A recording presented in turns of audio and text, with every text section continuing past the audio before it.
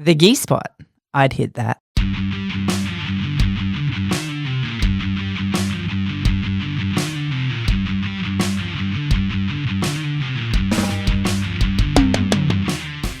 Welcome to the Gi Spot podcast. My name's Rachel Bradshaw and I have a black belt in Jiu-Jitsu. And you nearly just rocked off your chair. Why can't we get through an introduction? That's so awesome. Your eyes lit up like I know, because my chair just went balls on a Christmas tree. and I was going to go through it, but no. Hey everybody, I'm Kaz Page and I'm on my way to a brown belt. I decided I'd change it. Nothing like just mixing things up Awfully a little bit. confident. I know, right? Yeah, like I'm not saying it's not 4 years away, but you know, Enjoy I'm on my way. the journey, Kaz. Be proud of the purple belt. Purple belt. I have a purple belt. Now, before we go on, there was an extra voice then. Did you hear it sneak in? I know, right? Like we're not going to be able to shut him up now. Producer Matt has his own microphone. Look out, here we go. I will not be silenced. We know. We also have someone else in the house today. It must be warm. I'm fogging up. Hang on, I can't That's see. just me, baby girl. Yeah. It's because you're in the house. Mm-hmm. Okay, so sitting with us today, we have a very, very long-term family friend of ours who we met about 9 years ago, maybe 10 years ago now, in Jiu-Jitsu. Was pretty much Matt's ride or die through the journey of you both from white to black belt. We're main training partners for Yeah, very long time. Yeah. Lived on the property. I used to call my second husband. Lived here for a bit. Did live here on the ranch. Pretty sure I was Matt's emergency contact. You were? You were my emergency Still are. contact. You were all of the above. Hell yeah.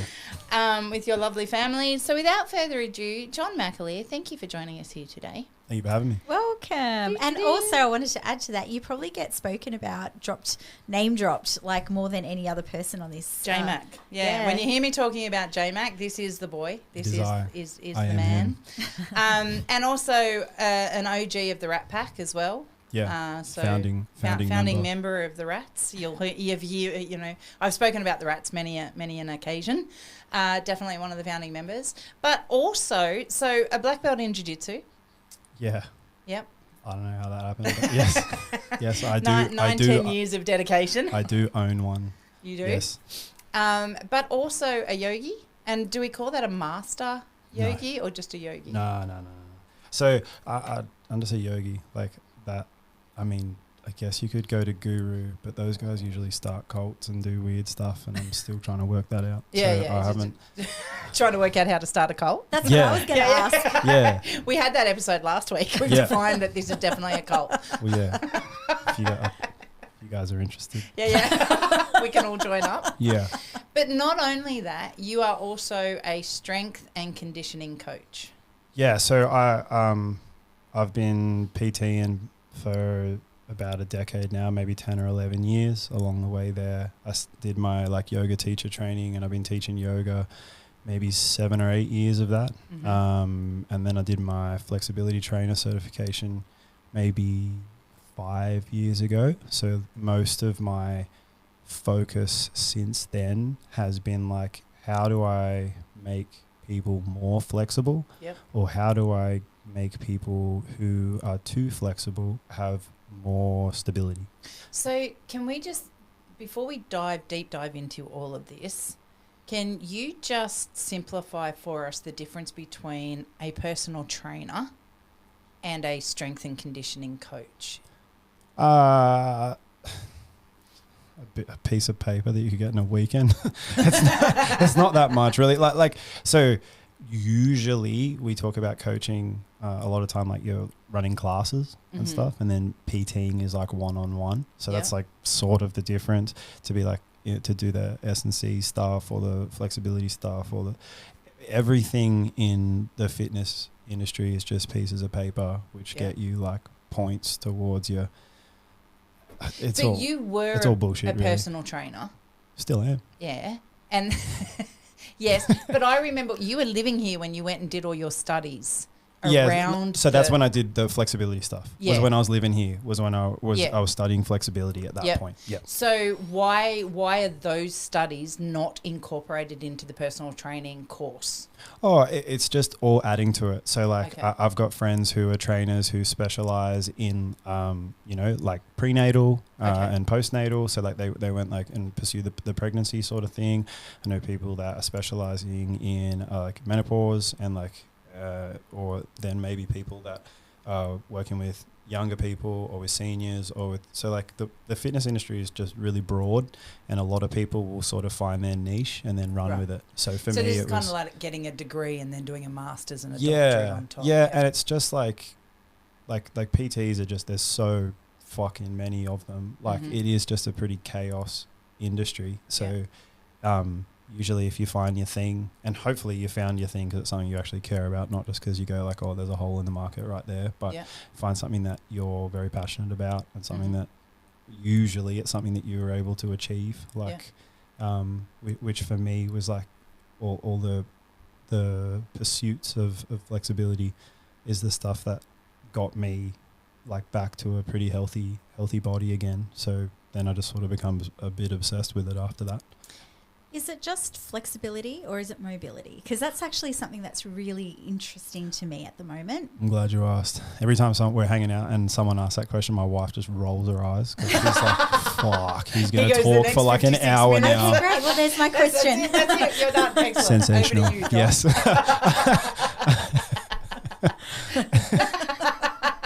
I've slowly managed to dwindle this conversation down to spare my wife every time we're out and about. So mobility is the sum total of all motor abilities. So, and there's, depending on which studies you look at, there's around 5 or 7 of those.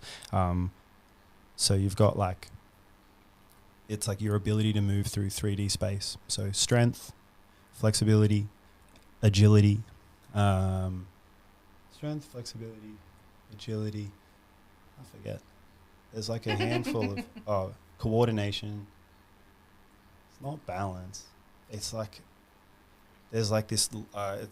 The way that I was taught about it, it's kind of cool. It's like all these pillars that hold up a big house. Mhm. So like, if you have all of these different motor abilities which allow you to move through 3D space, all of them together is your mobility. So if you need to have like enough flexibility that you can move properly, you need to have enough strength that you can move things properly, you need to have the coordination that you don't like fall over whilst you're doing that, the like agility and your ability to like switch and change and maneuver.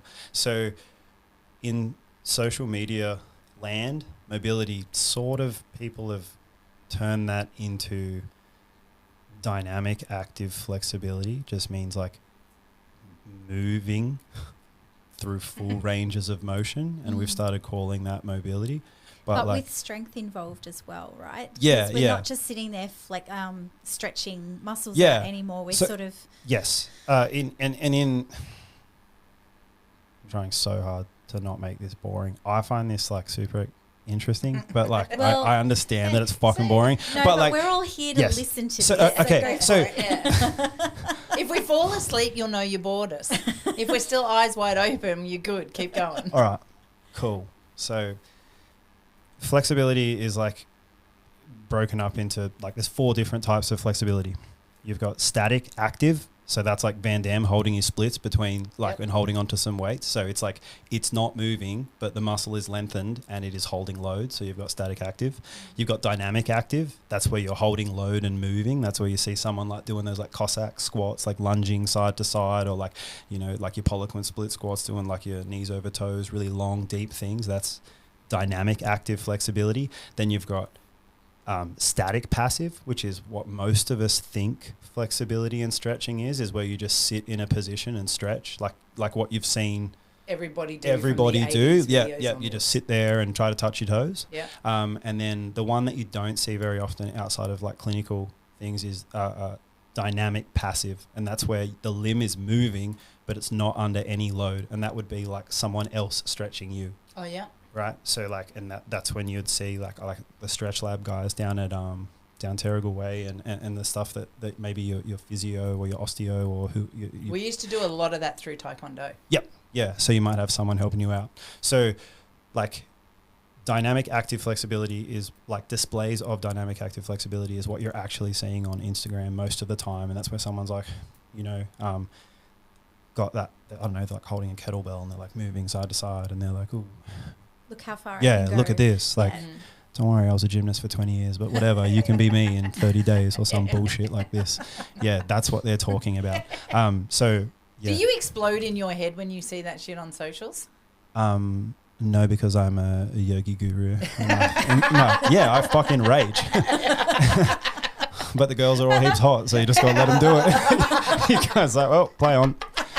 I don't look like that in them shorts, so you can do whatever you want.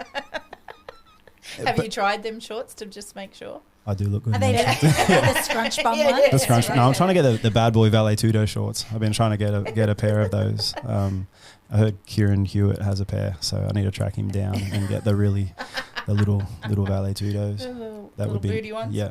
Okay, fair enough. Yes. So that's that, and dynamic active flexibility or like mobility training or whatever. It's all great. It's cool. I think that the unfortunate thing, what you often see is that it's like I have zero time if pretty much like if you were flexible before you were like 30 years old, I don't care what you're doing. Like whatever is going on there, I see that might be a bit harsh. Fuck it. I don't care. Yeah. Like if you develop flexibility through your like adolescent years, like I think flexibility is sort of like trauma. Like if you can get it in there when they're young, it'll stay in there, you know, like it's going to be in there and it's pretty hard to get rid of it. So when you see someone who's like, I did a split in a few months or something and I hit my splits, you're like, could you do a splits when you were like 14? And they're like, yeah, I could. Like, yeah, like it's in there. It's in there. But if you meet someone who is like, when I was 30, I couldn't touch my toes and now I can do splits and back bridges and I can do all the stuff, then I'm like, hell yeah. Like I want to know what you did, because building serious range of motion in a body that has zero interest in doing that, I think is really, really fascinating. And that's what I'm most interested in. I got to say, like, and I've said it about you before, because you and I became your client maybe 3 years ago now. Maybe we've been training for a while. We've been a while, yeah. Now, I have been raised through sport. Sport's been a massive part of my life, not flexibility though. And that's a huge difference. So I had to work exceptionally hard through Taekwondo because it's a lot of high kicks and things like that. And I did gymnastics as a kid, but I've never been able to do the splits. And you and I got pretty close until I got injured as well. We're working on it. And, you know, Matt's a personal trainer. We've always had health and fitness in our world, and I've always been able to bounce back fairly vigorously and fairly easily in regards to becoming fit and healthy. But it's the flexibility thing that blew me away, and I don't think I would have lasted as long in the jiu-jitsu world had I have not started working out with you and started getting that flexibility from you and that strengthening and the, you know, the lengthening of the muscles and everything. I think like you got a couple of paths that you can go down with jiu-jitsu. I think you can become as strong as possible and like you can just move people. And that's really cool. Like I get really excited when I just see some fucking just gorilla of a human just tossing people around. I love that. I think you can also just become super pliable, like, and you can just absorb like whatever happens. And then for me, it's like, how strong can I be through all those ranges of motion? So like if I've got one leg somewhere and 180 degrees somewhere else is my other leg, like can I work enough strength from that position that I can invert out of there or whatever it is? Like that's the game for me. And I think of some of the people that I've seen pursue only strength over the last 9 or 10 years. Have we trained 9 or 10 years, Matt? It's been about 9 or 10 years. 10 years. Over the people I've seen who've purely pursued strength, it's sort of like running a race car. Like it eventually, like it burns brightly and then it blows out is what I've seen over time. And I was going down that path and that was starting to happen to me. And that's when I switched and came to you. and everything changed. The whole dynamics of my body changed. Yeah, I think, or you can be like like Grant is a cool example of someone, or like Billy, who we train with, who those guys are strong and flexible. Like that's cool. Like they've also got a genetic something going on. Like I don't know. I haven't seen Grant or Billy really stretch a lot, but them dudes can both fold themselves into some. I don't think Grant ever stretches. I Yeah. don't think I've seen. Well, we did gymnastica for a little while. Yep. But he used to do capoeira before That's we did nice. jiu-jitsu. Yeah. So I think that got him doing all the Gets you limber and stuff. Yeah.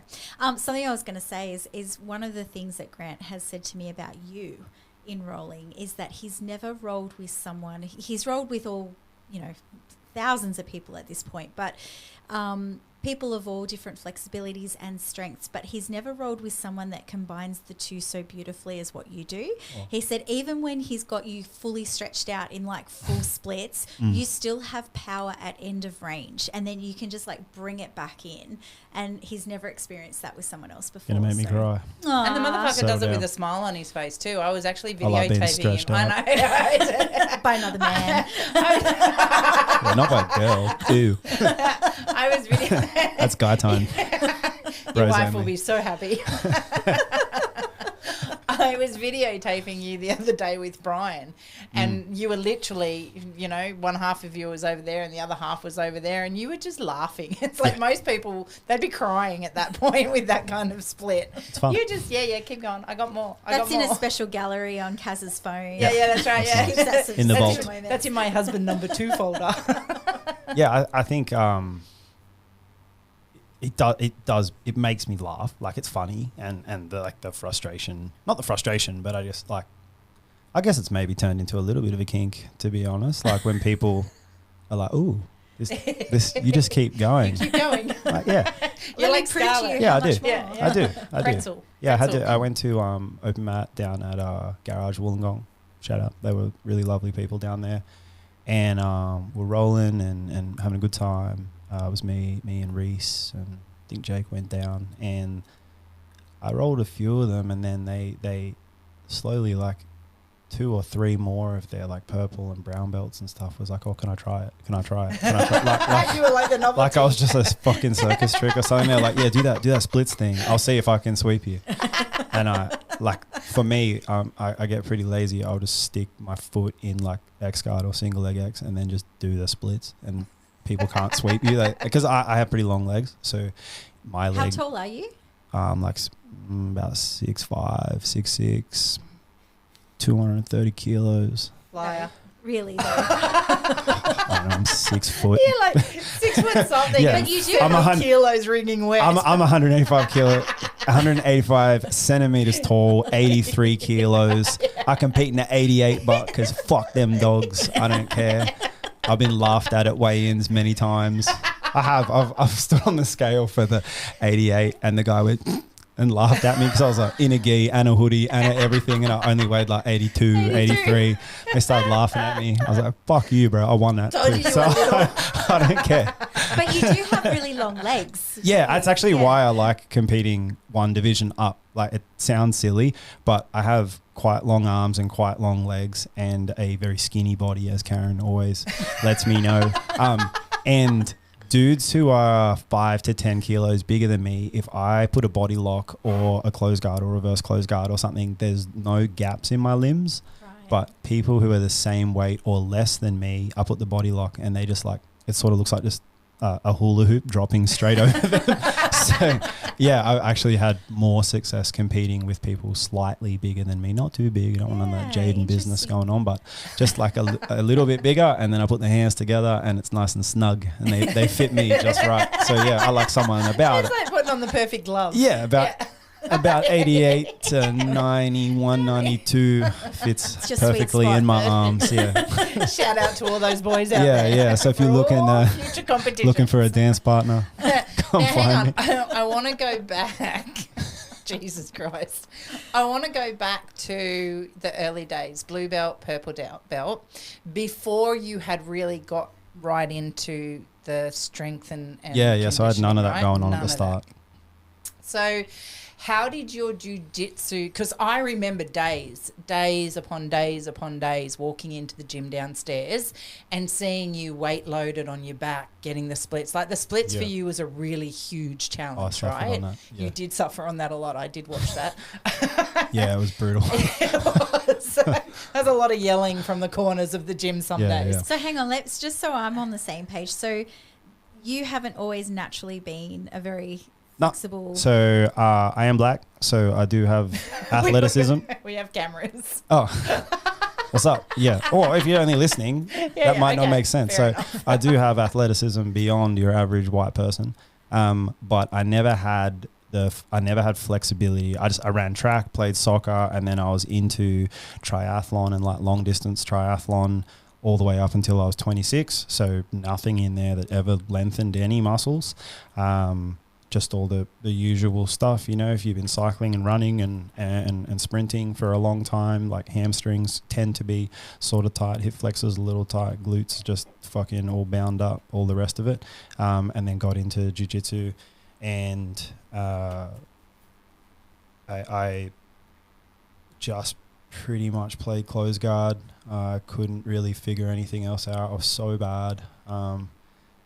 Really just incredibly terrible. I've had a lot of dudes now who are like black belts, like Bossy, who we were talking about before, and a handful of other people. It's like this weird compliment. They're all at different points come up to me and man, you were bad.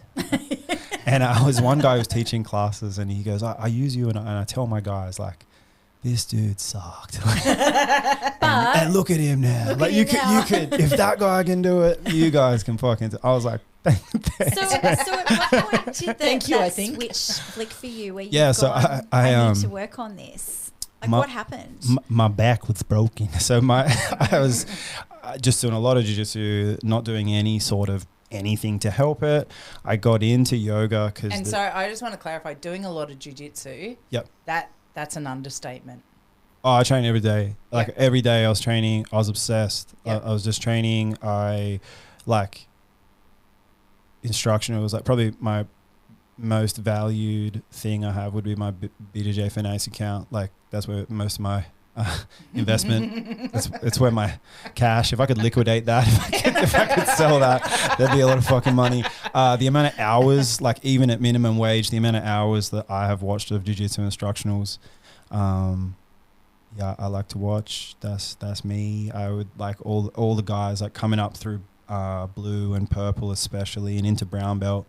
We'd all chip in money and buy instructionals, and I'd just watch the whole thing and then come back with notes for everybody and just be like, before every class, after every class, they'd huddle in all and time. Just keep going. I'm or bad. downstairs. I'd be like watching at the red lights and everything, just sitting there on just watching, Matt would walk watching. past or something, and J-Mac would yell out, "Hey, bro, come in here for a second. Can you just do this? I just need to test this out." It would just be all day, every day. I'd always have stuff for everyone because I don't like Matt moves different to me, and all the other guys like the rats and stuff. Everyone moved different, so I'd be like, look, 6 hours into this, like I'd have little time stamps. I'd be like, this is for you. I can't do this, but you can do this. Or this would go nice for Matt. This is nice for Bill. This is nice for, and I'd just come and I'd have it all, like my notes in my phone just goes on and on and on, and I'd have stuff for everybody and then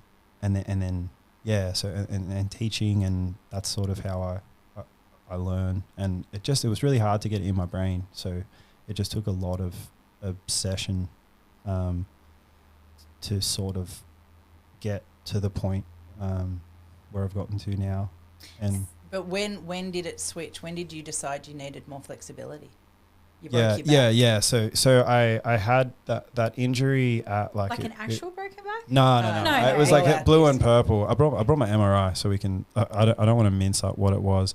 At my L4, L5, I had a broad-based disc bulge with greater, an annular tear with likely impingement of the L5 nerve root, and then at my L5 S1 I had a large central disc protrusion with greater extension onto the left, maybe irritation on the right S1 nerve root, and a foraminal stenosis, and this just keeps going on. So that MRI was in 2020. And I started in 2016, but I was having back pain. I was eating ibuprofen, like they were Tic Tacs. Me and Bri used to laugh. We call them our little jiu-jitsu Tic Tacs. We'll just like nom nom nom nom eating those. I'd go and buy the 600s that you could get from behind the desk and just munch those and then just keep training. And it would like get bad enough that I'd have to like just fucking figure it out. My back just got really, really bad. And then I was teaching a yoga class and I just folded forwards just to like demonstrate. I was standing with my legs wide and I reached forward to touch the ground, like super simple, and I just got like lightning all the way up my back. I was like, oh fuck it. Like I stood up straight and I still had like 20 minutes of class to go, so I'm just walking around like Tin Man, all upright, I finished the class, went home. I was dating Leisha at the time, so I went to her place and fell asleep, and then my alarm went off to go teach at 6 a.m. the next morning. Put my foot out of bed, stepped on the ground, just collapsed, had no strength, so just fell straight to the floor. Like crazy back pain, shooting all up and down. Had to take 2 weeks off. I couldn't teach, move, couldn't do anything. And then I started trying to figure out what was going on. So I went to GP. He was like, yeah, stop doing anything that exacerbates it. And I was like, sick, dude. That's everything. And then they thought maybe I had like arthritis in my back. They sent me for that. And then, like you've been through this, guys, like you just get sort of bounced around. They're trying to figure it out. They're doing their best, but they sent me to all these other places and everybody's response was like, yeah, just stop doing stuff. Yep. And then I had a homie down in Sydney who's a PT as well. He's a blue belt. He's actually been a blue belt since I've been training. So so he's not really a blue belt. That's just all he's wearing at the moment. Yeah, and if I catch him soon, I'm gonna just put a purple on him now because I'm Professor John and I can do that. So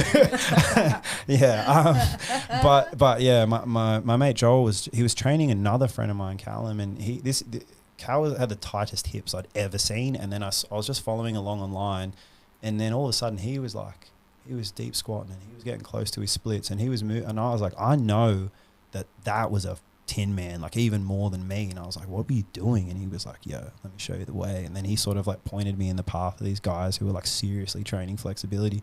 And then I started getting after it, and probably took me, I'd say 6 to 12 months to like get out of pain, 12 months to trust my body, not be scared of like certain movements, like folding forwards and all that sort of stuff. Probably 18 months until I felt like pretty unfuckwithable. And then now it's been a few years. I like, like you see me train, I can sort of just cold walk off the side and just get folded up, and I'm not too phased by it. Just strength to strength. Yeah, And did an event happen to cause that pain in your back, or was it just? I was like literally just folded forwards. But obviously I've exceeded my capacity, right? Mm-hmm. So like, was it the forward fold I did in yoga, or was it the like? Yeah, that was the straw that broke it was me. that. It was probably being on back. I don't know if you've seen the posture on a triathlon bike, but you're like, you're like tucked in on that position with the forearms on the up on the bars there, and I used to live in the city. A training ride for me, like one day I just get up before the sun, go out, ride to Kiama, and then ride home back to the city again. So like I used to spend 6 to 8 hours pretty happily on a bike, like all the time. I was always just hunched over all the time, and then it just eventually blew out. So you've had an MRI in 2020, and that's pretty much the same year that you started to kick off with the strength and conditioning to start learning, etc. Yeah. Now, in the MRI, it states that you've got a blown disc. Yeah. It states that you've got irritability down around your sacrum area. Yeah. So it's all your lower back impingement areas, right? Have you had... I would love to, and I haven't. Got it scanned again? No. I thought you were going to say it. As if that fully seen where you're going. I'd love to get scanned again and see what's going on in there. No. Me too. I'd love to see it too. But no. So between getting the findings, how much Nurofen do you take today? 0. None. And have you had any other medical intervention around that lower back area? No. You don't need to. I'm just tofu and creatine. That's all. I drink water. Drink quite a lot of Coca-Cola. But you've been able to really rewire, because the impingements there are talking to nerve impingements. And I'll have times where like it'll give me a little warning. It'll just be like, hey now, like I rolled with like a bodybuilding dude the other month at an open mat. And there are certain things I just avoid.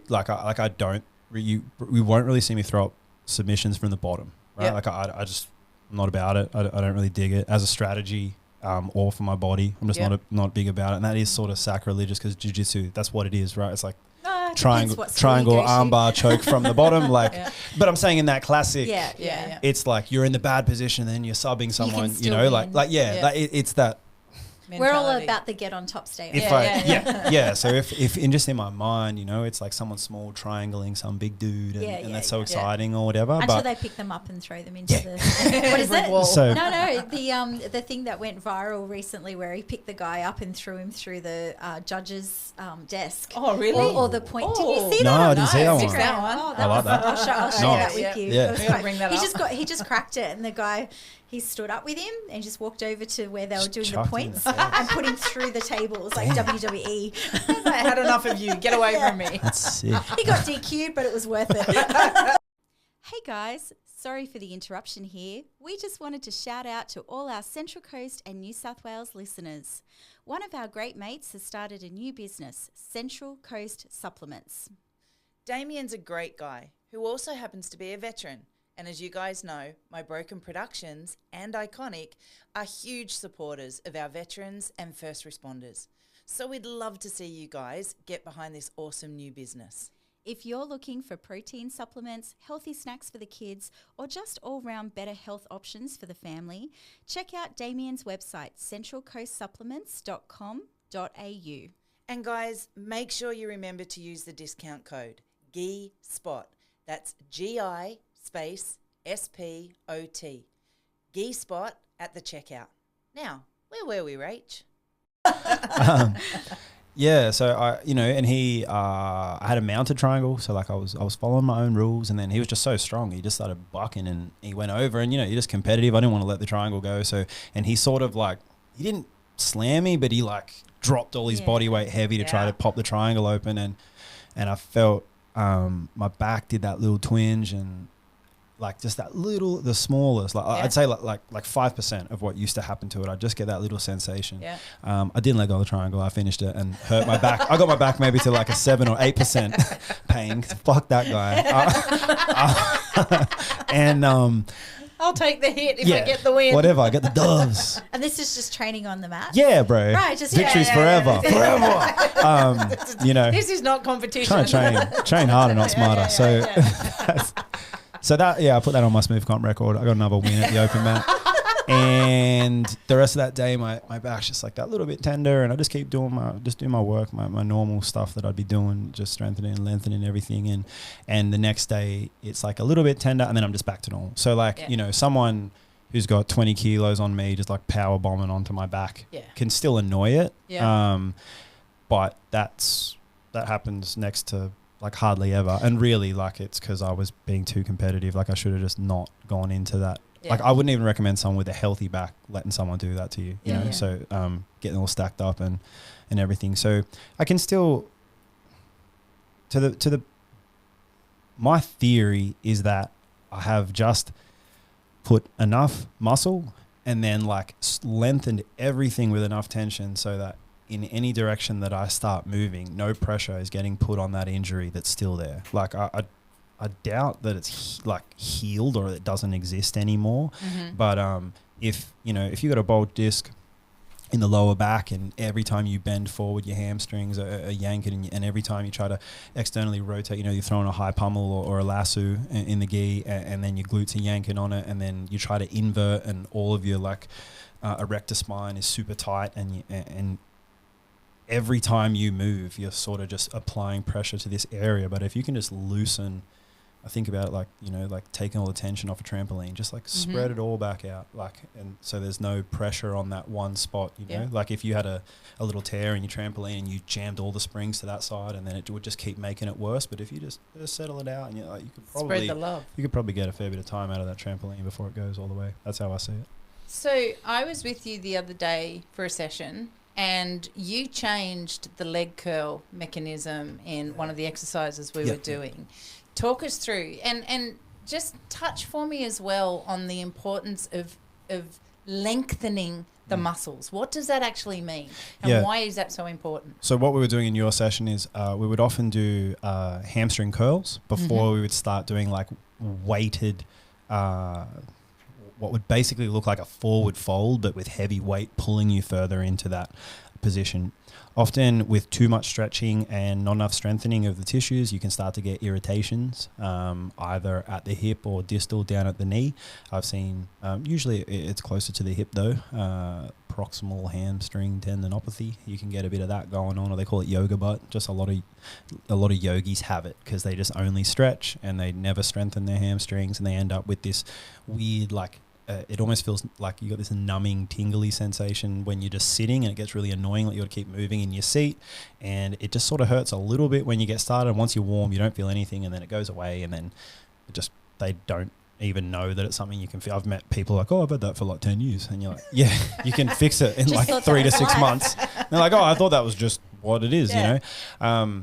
So in an effort for that not to happen with yourself or anyone that I'm training, we were doing that. And then I listened to a podcast through the week. It was actually, shout out, Physio Edge podcast. His name's Dave, really cool guy, physio, blue belt, in at GB Arena. And he had Lachlan Giles on the podcast, who most people know Lockie. He's a beast.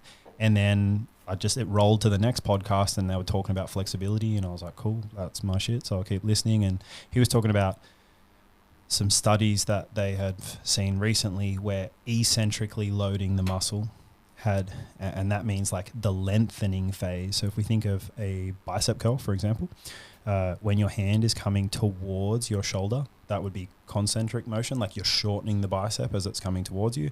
And then your eccentric would be slowly lowering it down, which you've often seen. Most commonly, I think people see it when they're trying to get their first pull-up. You know, like you jump to the top and then you slowly lower yourself down and then repeat. Like we've probably seen this method for... So you're kind of reverse engineering it. Yeah. And so what the study showed was that it was like 70-something% reduction in hamstring injuries in like sprinting and like athletes that are cutting side to side. And so it was like soccer and all these different things.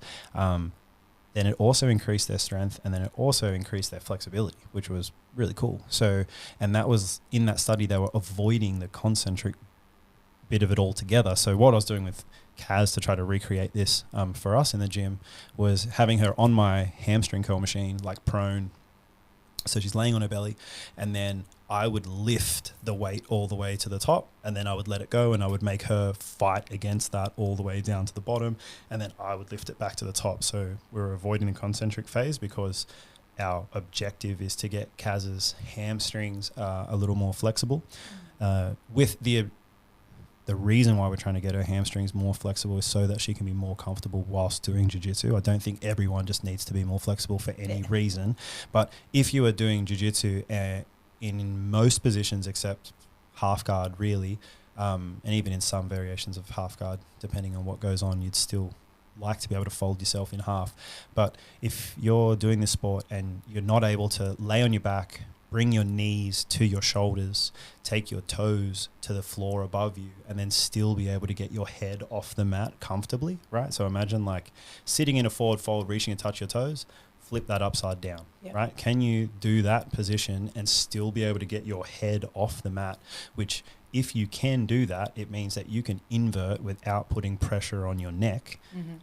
There is still a risk to inverting, but you can greatly reduce that risk if you can just comfortably get upside down and still have a long body. Because what we often see is as soon as people try to invert, if the hamstrings are really tight, the knees stay bent because the knees can't straighten all the way. And then if you want to get those legs over your head, the only way you can do it is by going all the way up onto like your shoulders and onto your like cervical spine, which for Kaz is definitely not okay because she's had all this hardware in there and stuff now, so we got to avoid that completely. So if you're trying to invert, or you're getting stacked past, or you're ending up in some sort of situation where legs are over their head, I don't know what you and Matt get up to in a bedroom, but you want to safely be able to get your legs over your head. A lot more these days. You got see, you're welcome, Matthew. I'm trying to help. So you want to be able to safely be in those positions. You feel like the third wheel sometimes, J-Mac?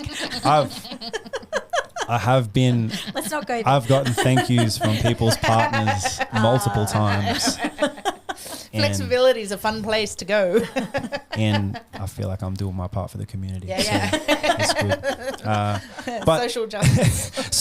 so the effort to get Kaz's hamstrings a little bit more flexible, that was just something really cool. Some studies that like I hadn't seen like how big a difference it was. Like I knew that eccentric loading and isometric loading were great for flexibility, but that particular study for hamstrings was really cool. So it just changed the way that we were doing it and adding that into the training.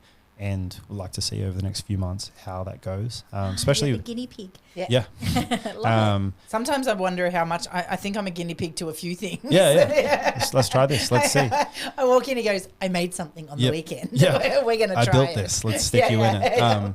And usually, like, whatever it is, I'll just do it like 10x to myself and then see, like, I did this with heaps of dumbbells on me. Like, let's just try it without all that and let's see what happens first. I do got to say, like, it has been a phenomenal change because, you know, in Gracie Baja, when we started there is a standard warm-up, right? And it is a lot of legs overhead and those kind of things and, you know, belly down to your toes and whatnot.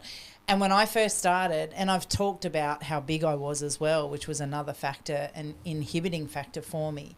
But all of those things, there was no movement. Like I would literally come up onto my head to get my feet over there. And the more I started to work with you in that range of being able to get more flexible, I don't think it was probably when I was around my 50s at the peak of when we were going really well before my neck started to give out again, 50, sort of 51, I don't think I've ever been in better condition. In regards to being, real flexible, real strong. I've always been strong, but strong in a more even overall space as opposed to it just being my legs or just being my arms sort of thing. And it made a huge difference. And it's another reason, even after my surgery, post my neck, the surgeon, the physio and the GP we're all on board for me getting back to JMAC as quickly as I could. There was a limit. There was a time where I couldn't do anything, couldn't raise or anything, but they were all for it. I would say that your work that you put in before anything went south was a huge contributing factor to how you've recovered afterwards too. 100%. Yeah. Because imagine if your baseline wasn't there. Imagine if your baseline was like a normal 50-year-old lady who didn't do jiu-jitsu or strength and mobility and stretching and all of that sort of stuff. Like you'd probably still be in bed. I'd be a mess. Yeah. Because the way that we're building our flexibility it's probably the most similar to like hypertrophy training, right? Where you're trying to just make a muscle bigger, like and you know you would put enough strain on that muscle that it was like, you know, it was really fatigued. It's going to be pretty hard training, pretty dusted. You would like leave it until your muscle soreness went away and then you would hit it again. And then you would like keep going, just repeat, you know, if you're trying to make your biceps bigger, you'd go bicep curls till fatigue, wait until you had no muscle soreness 3, 4, 5 days later, and then hit it again. Like that's sort of the same method that we're doing with our flexibility. And when you're actually creating more muscle tissue, like that's still there, like even if you have time off and all that sort of stuff, like, you know, we've seen, like we know those people that they were bodybuilding for forever and then maybe they have a surgery or they go traveling or have time off and they come back and they've lost some size or some strength or whatever and like bam, they're like back within such a short period of time. Like it's very similar with, because the methods for the flexibility training are very similar, we see that those lasting changes in the tissue are still there, like even with a bit of time off. Like it doesn't take very long to get back, and like after your surgeries and injuries and stuff that you've had, like we got back pretty quick. Like, I feel you like said the other day that we're back at some of the same weights that I was before I went away for surgery. And your like hip external rotation is like real nice now. Very happy with that. The like your in like your butterfly and your pigeon type of shape. Hate pigeon. Hate cry every time I have to do pigeon. Do hate pigeon. I'm not a fan. I will say that to hate pigeon. Yeah, Kaz will just swear at me. Do you want to tell us again? I hate it. I sweat horrid. Yeah, the pigeon sweats. Yep, pigeon sweats, pigeon tears. The yogis would say there's some sort of trauma in your piriformis, but Yeah. I don't know what I don't know what I think about all that stuff. But I'm like woo light, just like I'm a bit woo, but not all the way on that stuff. But not all the way to the left. Just were. yeah, just were. Not But something in the piriformis and something in the hip flexors. When people start properly stretching those, they all start swearing at me. They start sweating. It's like this real angry response. Yep. It's actually quite fascinating. Everyone does the same thing. Like you put someone in a real spicy like piriformis or hip flexor, you know, loaded, put a little bit of weight on them, stick them in there and just be like, you just got to stay here for you know, the next, say like however long it is. And they just start like their face screws up and they're like, fuck you, what the fuck is this? What's going on? They're like, what is happening right now? Hurts. Yeah. Like it hurts and you start sweating. And so I can see where they get the notion that there's something in there. But Well, isn't there a whole thing like The Body Keeps Score? That's a book or Yeah. something, isn't it? Where it's like if you've had trauma in the past and how it will manifest itself in your body. Oh, my friend, my body's keeping score on you. Then you got yeah, there's some I swear at him we're on a trying to weekly find some basis. stuff, but I remember do you remember that you were on like a business Skype or something? You were up here and I was downstairs training, and the people on the call said like, oh, is there something? Okay? And I shouldn't laugh because oh my god, that was such a funny day. So I'm on a Zoom call with, I think there was about 20 or 30 of us, and we were all advocates from the veteran community, and we were doing a 4-day course on suicide prevention, right, and suicide intervention. That's not the funny part, though. That's definitely not the funny part. But I'm up here and I'm on this Zoom call with all these people and we're talking through different scenarios. And they've all kind of stopped for a second. And we've all just gone silent because there's this noise. Fuck. For about 40 minutes downstairs. And I just had to explain to them that nobody's dying in the premises here. Yeah, John Boy's just having a stretch Yeah, downstairs. J-Mac downstairs is just pushing his body a little bit further than his body necessarily wanted him to. I had sliders on both feet and about 20-25% of my body weight on a weight vest on my body, doing like 90-second isometrics. That was like right at the tail end of my splits program. So like I've got 22, I think I had 22.5 kilos on a weight vest. I just had to take my legs as far wide as they would on something that slides so that they'll keep sliding out there, and then take my hands away from the floor and just like, and it just like It the hurts stuff that would thinking come about up. it. Oh man, like just the demons that would be in there. Like I remember being downstairs and I took the weight vest off and I threw it across the gym and I was like, fuck this. And in my head I was like, no one even gives a fuck if you can do splits anyway. Like what business does a grown man have doing the splits and all? You fuck, I quit. Fuck all this. Like fully, that's just the most irrational just explosion of thoughts, and it was really funny. And then I remember like I slowly calmed down and you know, because like the moment that you take your hands away, your brain just starts. It's so fascinating. Like your brain just goes like, oh, maybe we should just adjust our foot. Let's just put a hand down and I think I didn't tighten up the thing on the weight plate all the way I need it. Like your brain just starts giving you all these... It's survival mode, Yeah, right? it fully just starts going, you should do anything but this. Yeah. And like it disguises it as... It's not like just quit. No. It'll be like, oh, I'm a bit itchy. Yeah. I'll just go check what's going on inside. And you're like, no, Yep. you little bitch. What's Just that kidding. sliding thing that you put me on Yeah, in on that the frame? rollers. I do that all the time. Yeah. He makes me slide down on this thing and I'm like, I'm going to keep going, J-Mac. Like, Yeah. I'm not going to be able to stop. I don't have the shit. Yeah. He's like, shut the fuck up and just get on the damn machine. I'm like, no, you're going to split me in half. He's like, I'm not going to split you in half. And then you're going and my whole brain inside screaming, you're going to break. You're going to break. Like, you're not going to be able to stop yourself. You're not going to. He's just smiling at me. Yeah, Like, you just get do these it. little Just do demons. it. It's the funniest stuff that you come up with. It's hilarious. Yeah. That's the brain that wants us to stay in our comfort zone. Yeah, Fully. absolutely. Yeah. Always. And, you know, when through COVID, when I did 75 Hard, I don't know if you guys have ever heard of it, but I'd listened to David Goggins' audiobook. So I went full down Sick. David Goggins. Stay hard. Yeah, exactly. But he talks about the little bitch voice, and I never really got it because I sort of I just go. Like once I go, okay, this is what I'm going to do. It's pain, this, that. I just put it aside. I'm just like, nope, I'm just not going to stop now. So I'll just boom, boom, boom through whatever I have to do to get it done. But he talks about we've got to ignore that little bitch voice, and that's probably the little bitch voice. Mine's interesting. Mine always is like, I've got this near enough is good enough thing. Oh, yeah. And it's not, I'll never quit at the beginning, but I used to be really bad for it. Danilo would call me out on it. He was, and Billy too.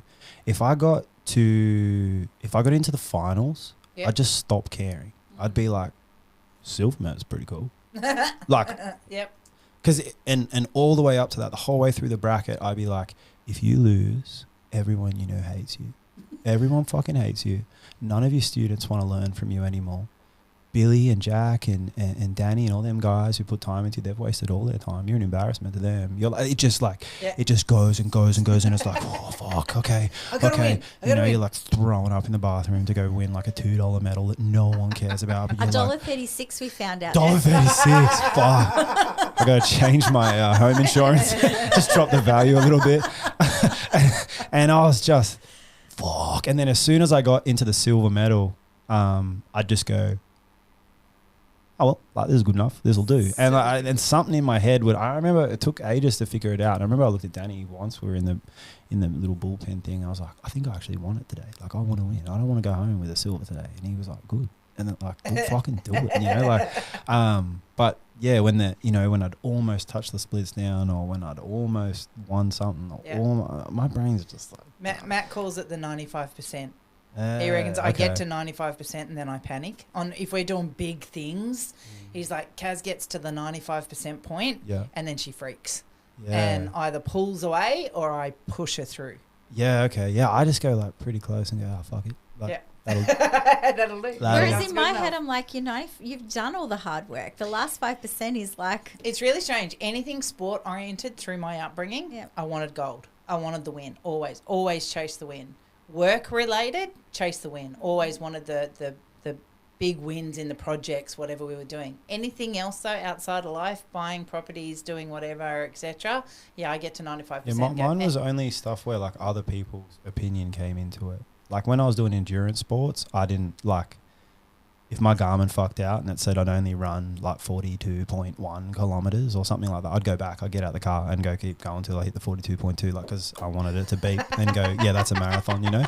I'm not about it, but something I probably had a hard time with jiu-jitsu is, like, I don't know, I get really wrapped up in what other people think about my jiu-jitsu, and I'd find that really hard. Like, I guess because other people, when I was doing triathlon, like, I was the only one who invested time. Like, it's just me. Like, I don't care. Like, my dad was triathlete, but like, my dad, he fucking loved me. I don't, like, I got no doubt in that. I don't care. Like, I know he's going to be good with but whatever. Jiu-jitsu, you're rolling with. But jiu-jitsu, I'm like, oh man, like, Matt stayed back for an hour drilling with me after class, and now I'm just going to fucking lose. Like, you know, I wasted his time. I wasted everybody. It's all my coaches, almost. Like, I don't know. I just build it up to this, like, really heavy thing in my head. Like, other people's time and investment would be wasted if I didn't perform. Are you still there now?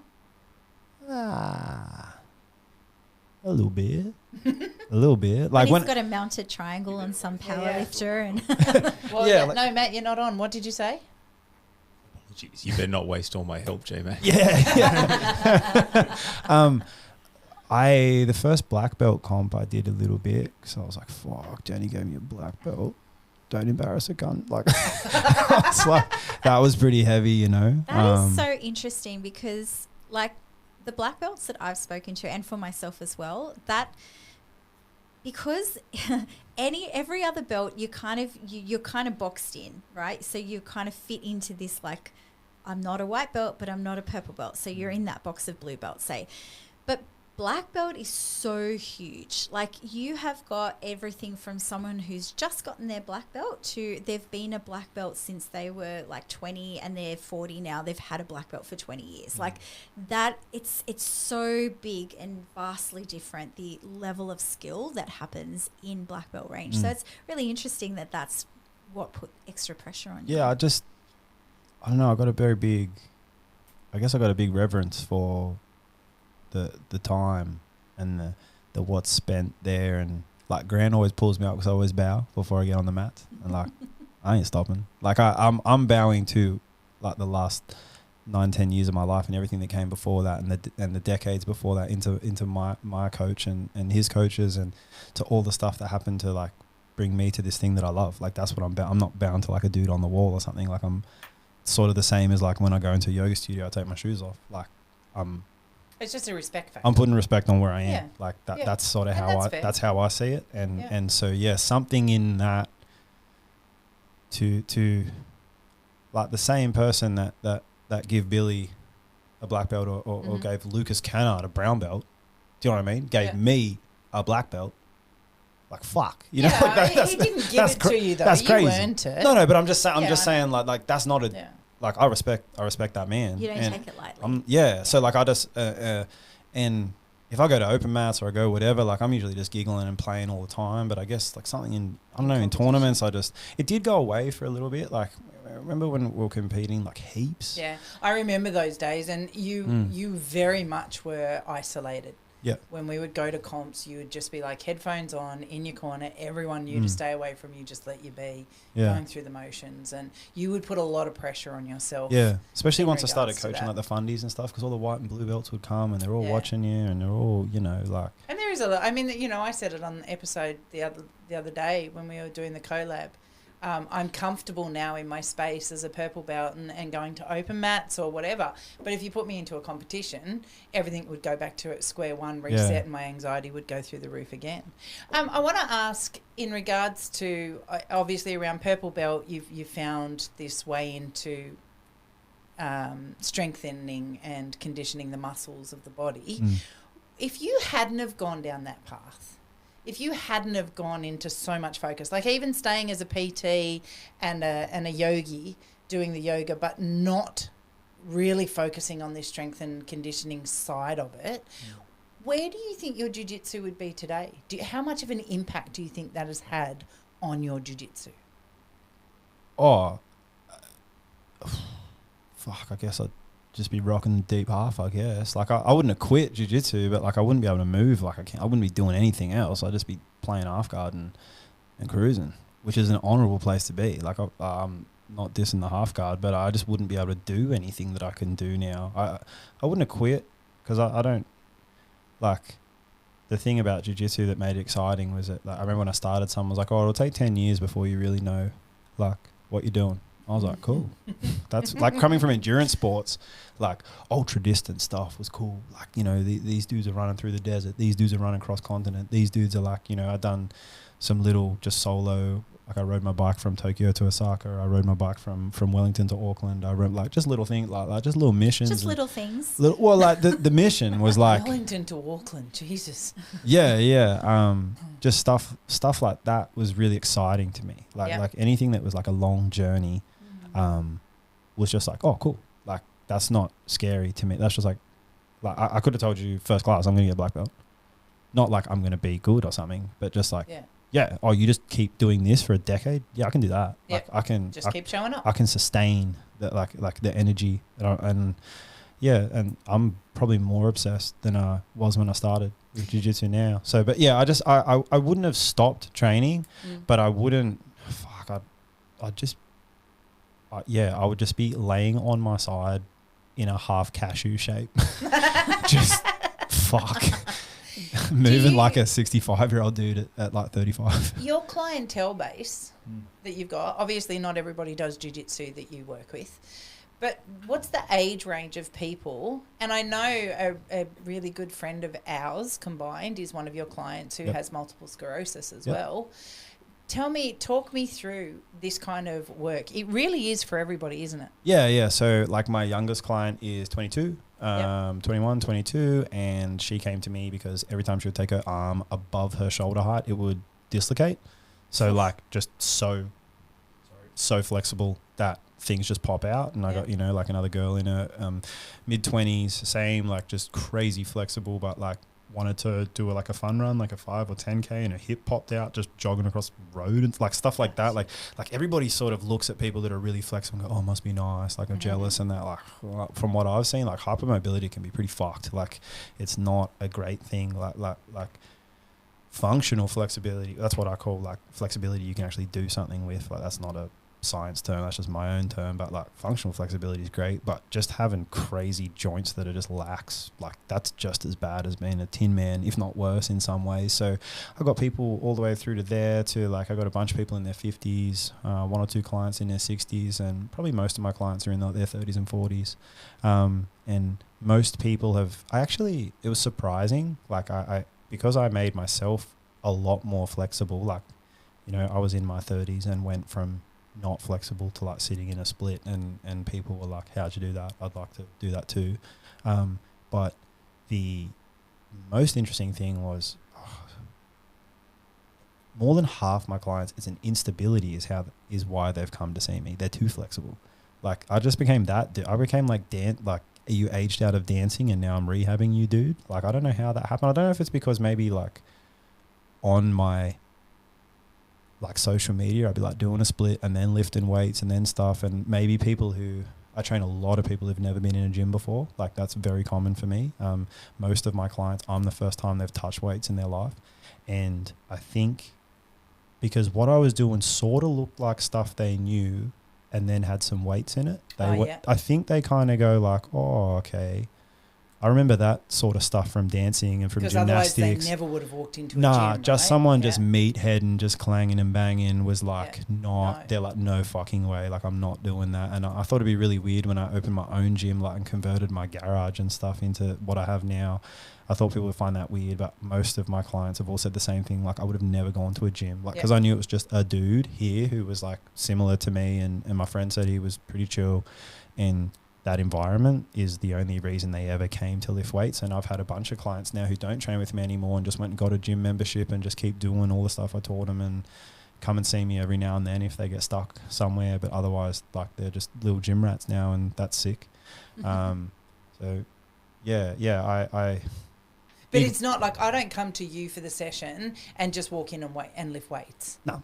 Like, Everything's custom to you. Everything's I'm talking to everyone's, like, to their PT or their surgeon or their doctor. I'm getting all the information I can. It's not like I don't know. I know one of the girls who came to me and she was like, I'd pull up to waiting for my PT session. I'd watch him running the girl before me through the same session that he was about to run me through, whilst like fucking sending text messages and stuff.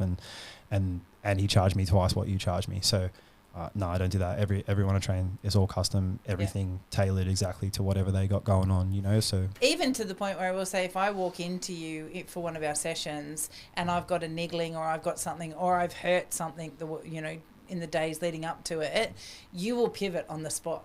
Yeah, I think that's a big marker of whether your trainer's any good or not. Like, if you can throw them a curveball and they're like, that's cool. And like still just give you a good tough training session, you're good for your body, still moving you towards the same progress. But if you come in and go, I got a niggle like outside of my left knee, and they just go, maybe we'll just go stretch in the corner or something, you're like, nah, like, you suck. You should be able to figure that out. You should know you should know your anatomy enough to go, cool, like, you know, like you've had pain in your LCL, like the outside of your knee. You know, like pain in the outside of the knee, I can still get you doing heaps of stuff that includes knee flexion. It's just like some of the stuff with the hip rotation is going to be out, but a lot of people would just look at that and go, okay, we just won't do any legs today. Like, you'll isolate and protect that particular area, but we will still do the full gamut of workout and everything. So, you know, for anybody that's out there looking for their or assessing the potential of going into a PT or a strength and conditioning in this realm, make sure you do have someone that has that ability to be able to pivot, because it's super important. Yeah, I'd want to make sure that you like choose someone who's gone the path that you're going.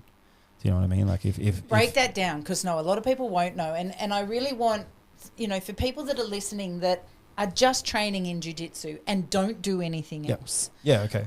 What should they be looking for? If I was going to follow a program and I'd want to know that the person who is training me or writing my programming has done jiu-jitsu before. I'd want to know that they've got a belt or something.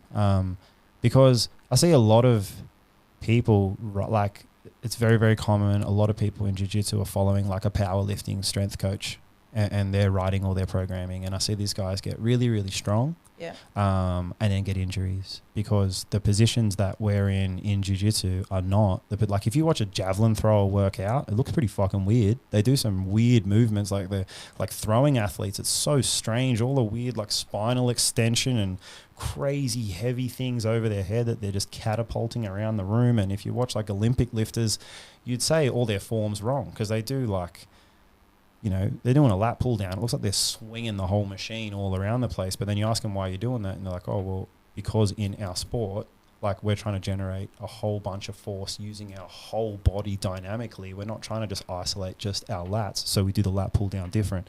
Like the same in across lots of different sports. So if your jiu-jitsu is, you know, like, I mean, you can get your deadlift awesome. And then what are you going to do when I put your feet behind your head? Like that doesn't make any sense to me why you would only ever be training your spine in this perfect shape, and then you look at what's everyone doing the moment they start training is their spine is in total flexion, they're bent over. If you're passing on top, your spine is round. You're going to stand up with someone with their legs wrapped around you and pick them up off the ground, like your back is round.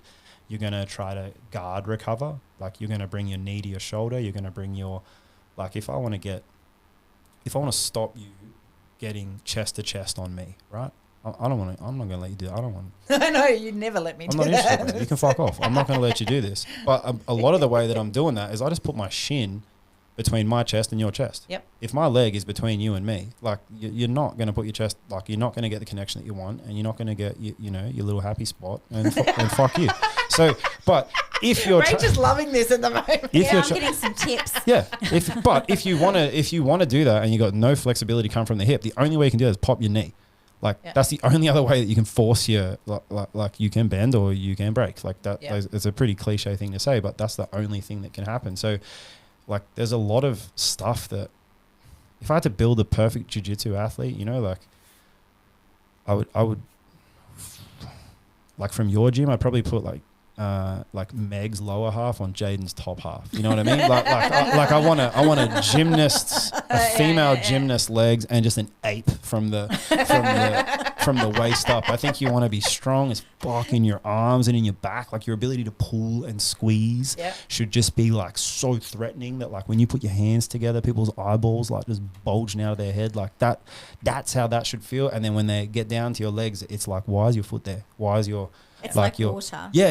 You're like Goes they're two everywhere. totally different structures. Now that would be so ridiculous for the rest of life. Like if you just saw like I'm you know, visualizing those two bodies put together right now. It's like those kids books where you switch the that's things it. like that. That'd be so stupid. Like obviously you would never train anyone like that. You'd want people to have strong legs and strong upper body and flexible shoulders and flexible hips. But if all that mattered was jiu-jitsu, like you wouldn't even. I probably wouldn't even let you walk. I'd just wheel you out. Throw you on the mat. Yeah, you're just sitting there with your legs crossed behind your head, and I just push you on the mats, and from there you begin, you know. And your arms are just so big you can't even put your hands down by you. You look like Donkey Kong, and then like with the little bendy legs. So talk to me. Oh, sorry. I've got to get a word in because otherwise I don't. Kaz gets on her train. I have had a question for a little while. I want to know, jiu-jitsu people, if you've got like, say you've got a me, right? And then you've got a me who's never done jiu-jitsu, like same person. Like you that is Rach? Yeah. Right, so me who's never done jiu-jitsu and then me who's me now. How much impact does jiu-jitsu have on your flexibility, mobility? Because I kind of feel like if I'd never done it, I wouldn't be anywhere near where I am now. And I don't focus on it. And I want to focus on it more. I'm actually really interested in getting into this stuff as I get older because I feel like what we do now affects us in 10 years' time, right? And you're a classic example of that with the work that you've put in with JMAC, Kaz. So I want to know, like, my base point is already probably well beyond what I would be, but talk to us about how jiu-jitsu actually does improve your core muscle and your flexibility, because I feel like my hip flexors are pretty good and overall I'm pretty good health, but how would that compare to someone who's never done anything like that? So I would say if you are in your adolescence or if you are female and you started through like birthing children age, that you could probably get away without doing anywhere near the amount of stuff that I do. So when we're in our adolescence, like we talked about earlier, you're quite pliable. It doesn't take a lot of stimulus to build flexibility. It took me 18 months of very, very intense, extremely painful training to hit my splits. And my daughter at the time, it took her one school term of stretching for about 30 seconds, 3 or 4 times every time. Half the times I trained and she landed her splits and she was like, why are you grumbling? Why is this so hard? You know, whatever. You know, like it doesn't take a lot. And then we know that like females, their set of hormones when they're in their like childbirthing years lend themselves towards flexibility. Like the body's quite pliable to be able to do the things it does through childbirth. So you guys have a lot of hormones, especially like even when you're pregnant, like it's your flexibility will increase. I actually remember like my hips being really like loose when I was pregnant. Yeah. So like I've got like, I remember one woman in particular, like there's this one yoga pose that she could never do, but through each of her pregnancies she could do it. Like, so it was really funny. She's like, oh, my left hip, I can only do that when I'm pregnant. Like, because you get that big dump of the hormones that lets you do it. Yeah. And back to like what we're talking about at the start, that dynamic, active flexibility, right? So the like swinging your limbs around, like that is a method of stretching, and that's what you're doing when you do jiu-jitsu. So if you just keep like if I say like we're doing a high pummel, right? Like someone's trying to pass my guard, I frame on them with straight arms, and then I bring my foot up to replace my hands and I push them away. That method of like externally rotating my hip, flexing my hip, bringing it towards my own shoulder, placing my foot onto their chest, pushing them away, and then squaring up again. That is a dynamic, active stretch. I took my leg through its full range of motion. Often I would have someone that's framing against me, so I've had to actually reach just a little bit further than my comfortable range of motion. Then I've had someone leaning and all their body weight onto that limb helping me stretch. Like that will improve your flexibility. And that's why you see people like Billy, who started when they're a teenager, who are very flexible now as an adult. Grant, who I'm pretty sure started at least his movement journey when he was younger, moves really well now as an adult because he's been dynamic, active stretching throughout like for decades now. So yes, it will. But the only thing is that if you move too far beyond that capacity, something will break. So that's the risk. So if you can train safely and steadily, and you have a slight advantage in that, I don't even want to say. I'd say most sane people will be slightly kinder to a woman when they're training than they will to a dude. I've seen men do like savage stuff and you got to send the Mad Enforcers in and all the business. But a lot of the time you're like, cool, like I'm not going to stack the fuck out of you right now. I'm not going to like, you know, I think I did threaten a knee ride your face once. Did when you? we first trained. Yeah, you were trying to cross collar choke me from the bottom. I put my knee up near your neck, and I was like, "Please don't make me do this." and then you let go of the choke, and I was like, "Sweet." I don't want to do it. I don't want to do it. So here's the question on that. So at what point is it men being nice and women just going, "I'm not going to suffer through this. I'm just going to let go. My ego, I don't need to prove a point right now." Well, Matt would just go, "Fuck you," and eat the knee. Have you got another one? Give me 2 knees. Yeah. So. In that journey, as long as you have safe training partners, right? Like, and both of you guys have husbands who are higher belts, who that gets you a tiny bit of extra respect as well. Like, if you have training partners who are kind, and then you're challenging yourself, especially like when you're playing guard and the way that you're moving, you will keep getting more flexible and you will keep getting stronger as you train. That's like definitely going to happen. And you could, if there was no like bodybuilder that's going to spike you on your back, you would never like exceed. You would just slowly keep increasing, like your functional capacity would just keep moving, and that would be awesome. Like you could totally, like there's guys like Lockie Giles, who I was talking about before, him in that interview, he was saying he does like he says he stretches a lot, but he doesn't do any strength and conditioning. He doesn't lift weights. He doesn't do anything. He just only does jiu-jitsu. I know Marcelo Garcia was pretty famous for that. Like I think he would just squeeze shit, but I don't think he actually like lifted weights. He would just like practice squeezing the I fuck think out of it's things. a And bone of contention between Lockie and his wife Liv Giles, because she is in the gym all the time rehabbing. Liv's jacked. Yeah, and she's Yeah. like so strong. And She's got the sickest biceps. And Oh. she's and Get I off don't her know. arms out. Crashing on the bar. Yeah, dude. I don't know that she absolutely loves it either. Like she does it to keep her body strong because she's super tiny, right? And then he's like, I'm just going to do jiu-jitsu. Yeah. So- Liv's really cool. Yeah. I got to train with her once, and I got an interesting story actually. Can I tell a story? Of Yeah, course. story. I Yeah, love so stories. love stories. I don't know. It might be alright, but I went over to Thailand to Lachlan's camp, and I was purple belt then, and I just went over on my own and just went for the weekend train. It was really cool, and they absolute had a bunch of like black belt women there, and they were. I watched them all training, and I was like, oh, cool. Like, and one of them didn't have a partner, and I was like, yo, like, do you want to train? And she was like, oh, a bit standoffish, and I was like, nah, it's gonna be fun. Like, it's usually what I say. Like, most women look at me like, nah, and I'm like, you're gonna have a good time, and they're like, oh, okay. And then so we rolled, and then the next day, all of the girls asked me to roll. They're like, let's roll. And I asked Liv, I'm like, what is going on? Like, no one even, like, you just weren't having a bar of it yesterday, and then now everyone wants to roll. And she was like, oh yeah, we got a group chat. Like, this and like that. Like, guys, I had dreads at the time. I said, like, yeah, the dude with the dreads is fun. Like, he's cool. He will not hurt you, you know? And then I looked over another time, and then I saw like just this dude had like a front headlock on Liv, just swinging her around. I was like, what the fuck is this guy doing? Like, that's crazy. And so he didn't get no more rolls. Yeah, I think he got yeah. pumped by Lockie after that, but then didn't get any. I was just like, what are you doing? I don't understand what you're doing. But all of them had the most intricate guards. Like, it was so fascinating to like step your foot into what they were doing, and then just like these little orb weaving spiders just like doing all this, you know. And Liv went underneath me, and she, like, I didn't know fuck all about leg locks at the time. Like, we only started figuring it out like late purple into brown, and she just went and then like just had my heel, and I was like tap. And she just looked at me, and she was like, no, you don't tap yet. And I was like, what?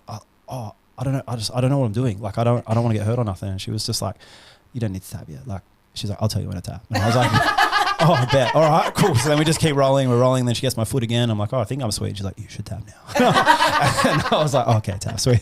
But she was like really cool, and just like, you know, when I was in danger and when I wasn't, that was like such a good example of someone that just has such a big skill gap on you, like that she was able to tell me when I was safe, when I wasn't, all that kind of stuff. Like, that's sort of like how I like to try to be with people now.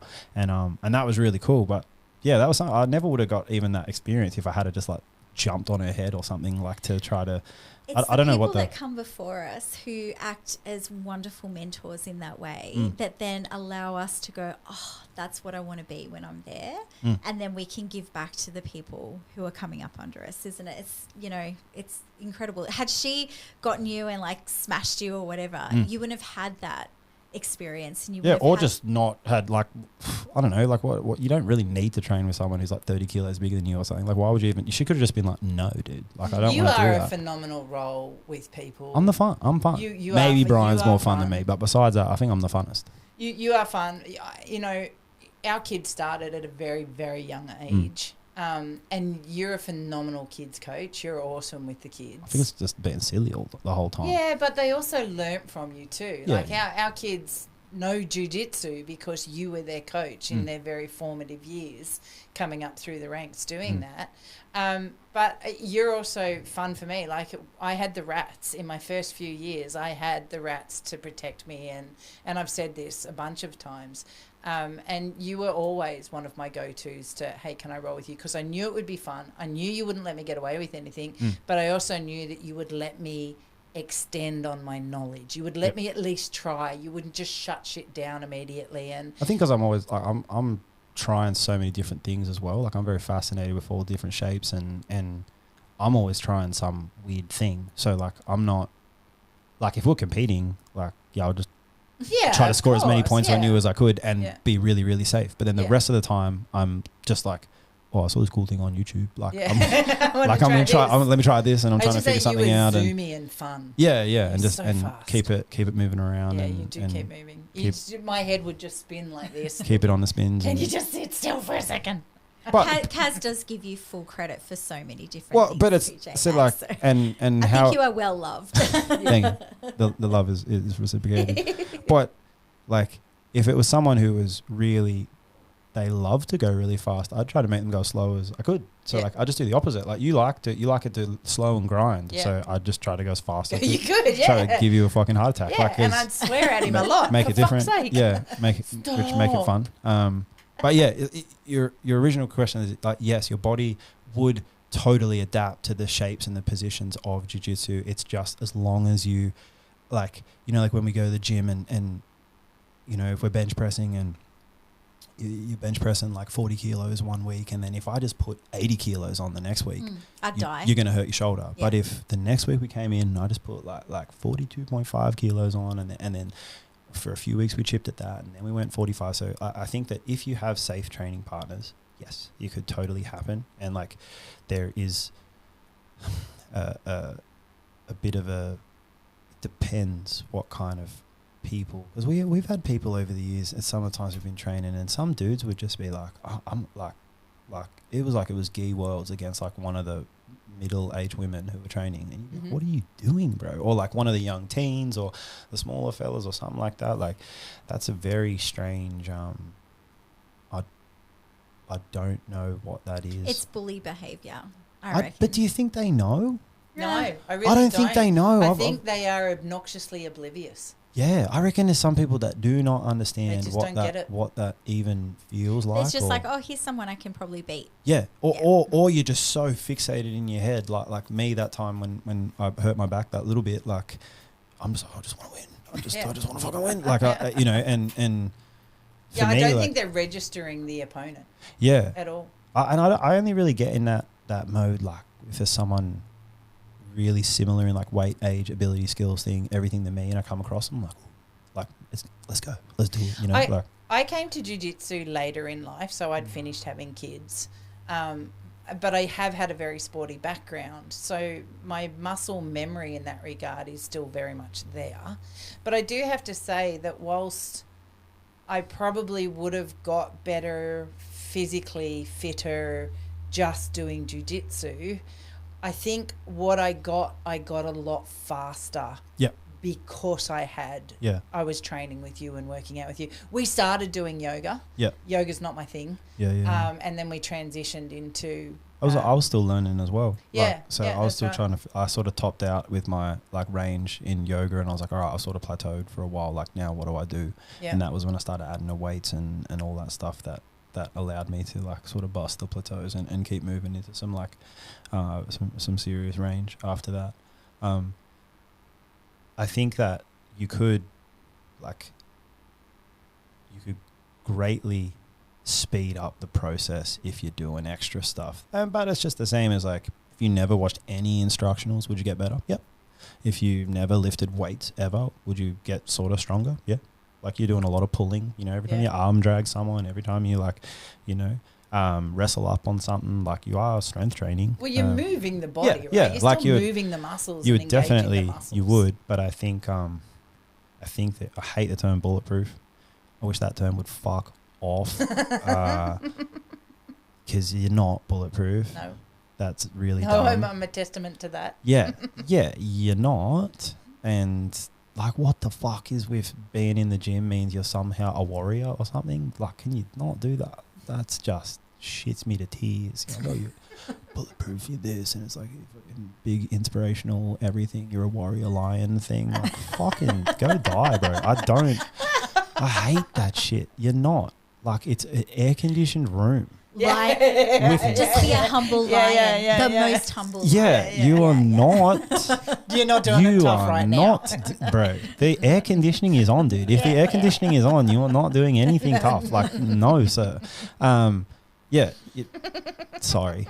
Actually, you know, on a side note, I was shocked when Grant agreed to get air conditioning into the academy. We've never had it before, and he loves it when there's like no fans, no air conditioning, no airflow on a hot night. No, I like can't where it's breathe. He like likes a to know. sauna. Yeah, I had to ask you. He I know, loves you- it. I did. I come ask Kaz.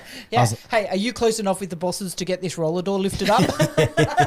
I'm like, I just like fine. air. I don't like air conditioning, but I like You do like air. a Airflow. roller door on either side Yeah. of the Yeah. gym, and I'm like the happiest dude. Like I want it to be really It hot, actually, but the like, air's when moving. we open that back one and the front door is That's open, nice, it creates yeah. this beautiful flow. But you know, anyway, well, that's beside the point. Whatevs. it was just a side note. Yeah, cool. So I actually am really super keen and interested to explore this a little bit further for myself, and I want to know, like, I do a little bit of weights, like every year since I think I was like 16, I've been in the gym for about, I would say 3 to 6 months. Yep. 3 to 6 months in the gym, and then I lose interest or something happens and I get out of habit. But it means that when I get that resurgence of like, yeah, okay, I'm going to get back in, I'm never going to quit this time, I actually start back at a pretty good weight. Like I remember the first time I lifted up, you know, the Olympic barbell, and I did squats with no weights on it. I did 5x5 and I couldn't walk for like a week. Just Day with two the 20 blues, kilos. And now if I take time off, I'm back in, I'm like, yeah, 40 kilos, I'm pretty good. I don't get DOMs. Then I start adding to that. So like that to me is like a huge improvement from nothing from when I was younger to now, where I've got pretty good strength and you know, I can jump back in at higher weights and I can get that back up to 70 kilos pretty quickly. That's 70 to 75 kilos where it starts to feel really heavy. Now I'm like, oh, that's usually where I go, I've got some other excuse to do now, go off the gym for another 3 months. Back again. But like, what kind of things are we looking at here? Like what's good to get in there? I have pondered this. I think like, if I owned an academy, would I have like movement requirements for belts? No, but it would be interesting if I. Oh, Because wow. well, that could potentially be a bit ableist or something. Like maybe there's No, a but if legitimate reason can why we you just explore can't that put your for a head on your second? legs. But if you had your own gym, yes, forget the Baja warm up and all the rest of it, but would you implement something that gave your members some sort of warm up program or some sort of exercises or whatever, yeah. like 10 minutes before class started, etc.? Yeah. That Yeah, so I would program for every technique. I would have a different stretch that I would have people sitting in, all in uniform, right? So I think that the 3 positions that I think would be really, really useful for people to be quite flexible in is, can you forward fold, right? Yeah. Can you sit and stick your head on your shins? Can you do a really like a 90-degree front leg pigeon, where you are laying and the heel of one leg is touching the shoulder, the opposite side shoulder. So if I'm like laying in a position where my left leg is out in front of me and I fold down, can I touch my right shoulder to my left heel?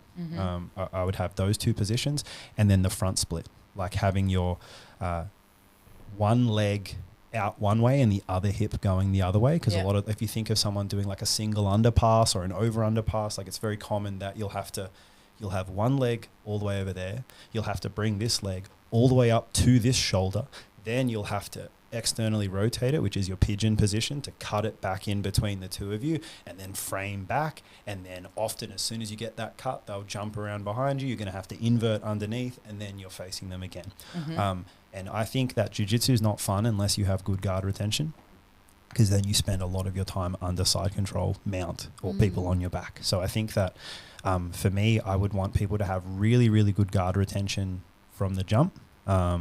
I don't know how to make that sexy yet. I'm still thinking about it. Because if you just tell someone like, yeah, you want to have sick guard retention, they're like, yeah, cool, show me a rear naked choke, please. Like, I'll show me a heel hook. I don't give a fuck about what you just said. But I think that like, if you really want to enjoy your time in jiu-jitsu, you want to not get your guard passed. Like, that's the big one. So if I had those 3 positions where I went, okay, forward fold, pigeon, and front split, and in a class where you show 3 techniques, and it takes me, I don't know, maybe anywhere from 2 to 5 minutes to explain the technique that we're doing.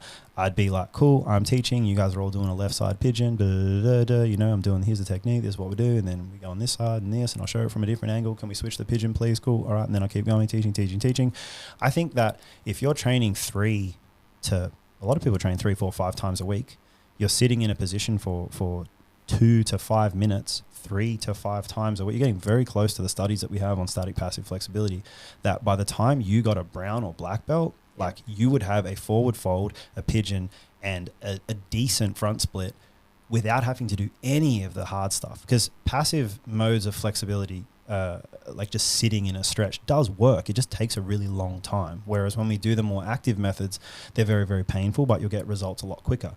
But if I know that you're going to be coming to class for the next 6 to 8 years, just sitting there in front of me, think about how many hours you've sat there staring at your instructor, just lounging against the wall.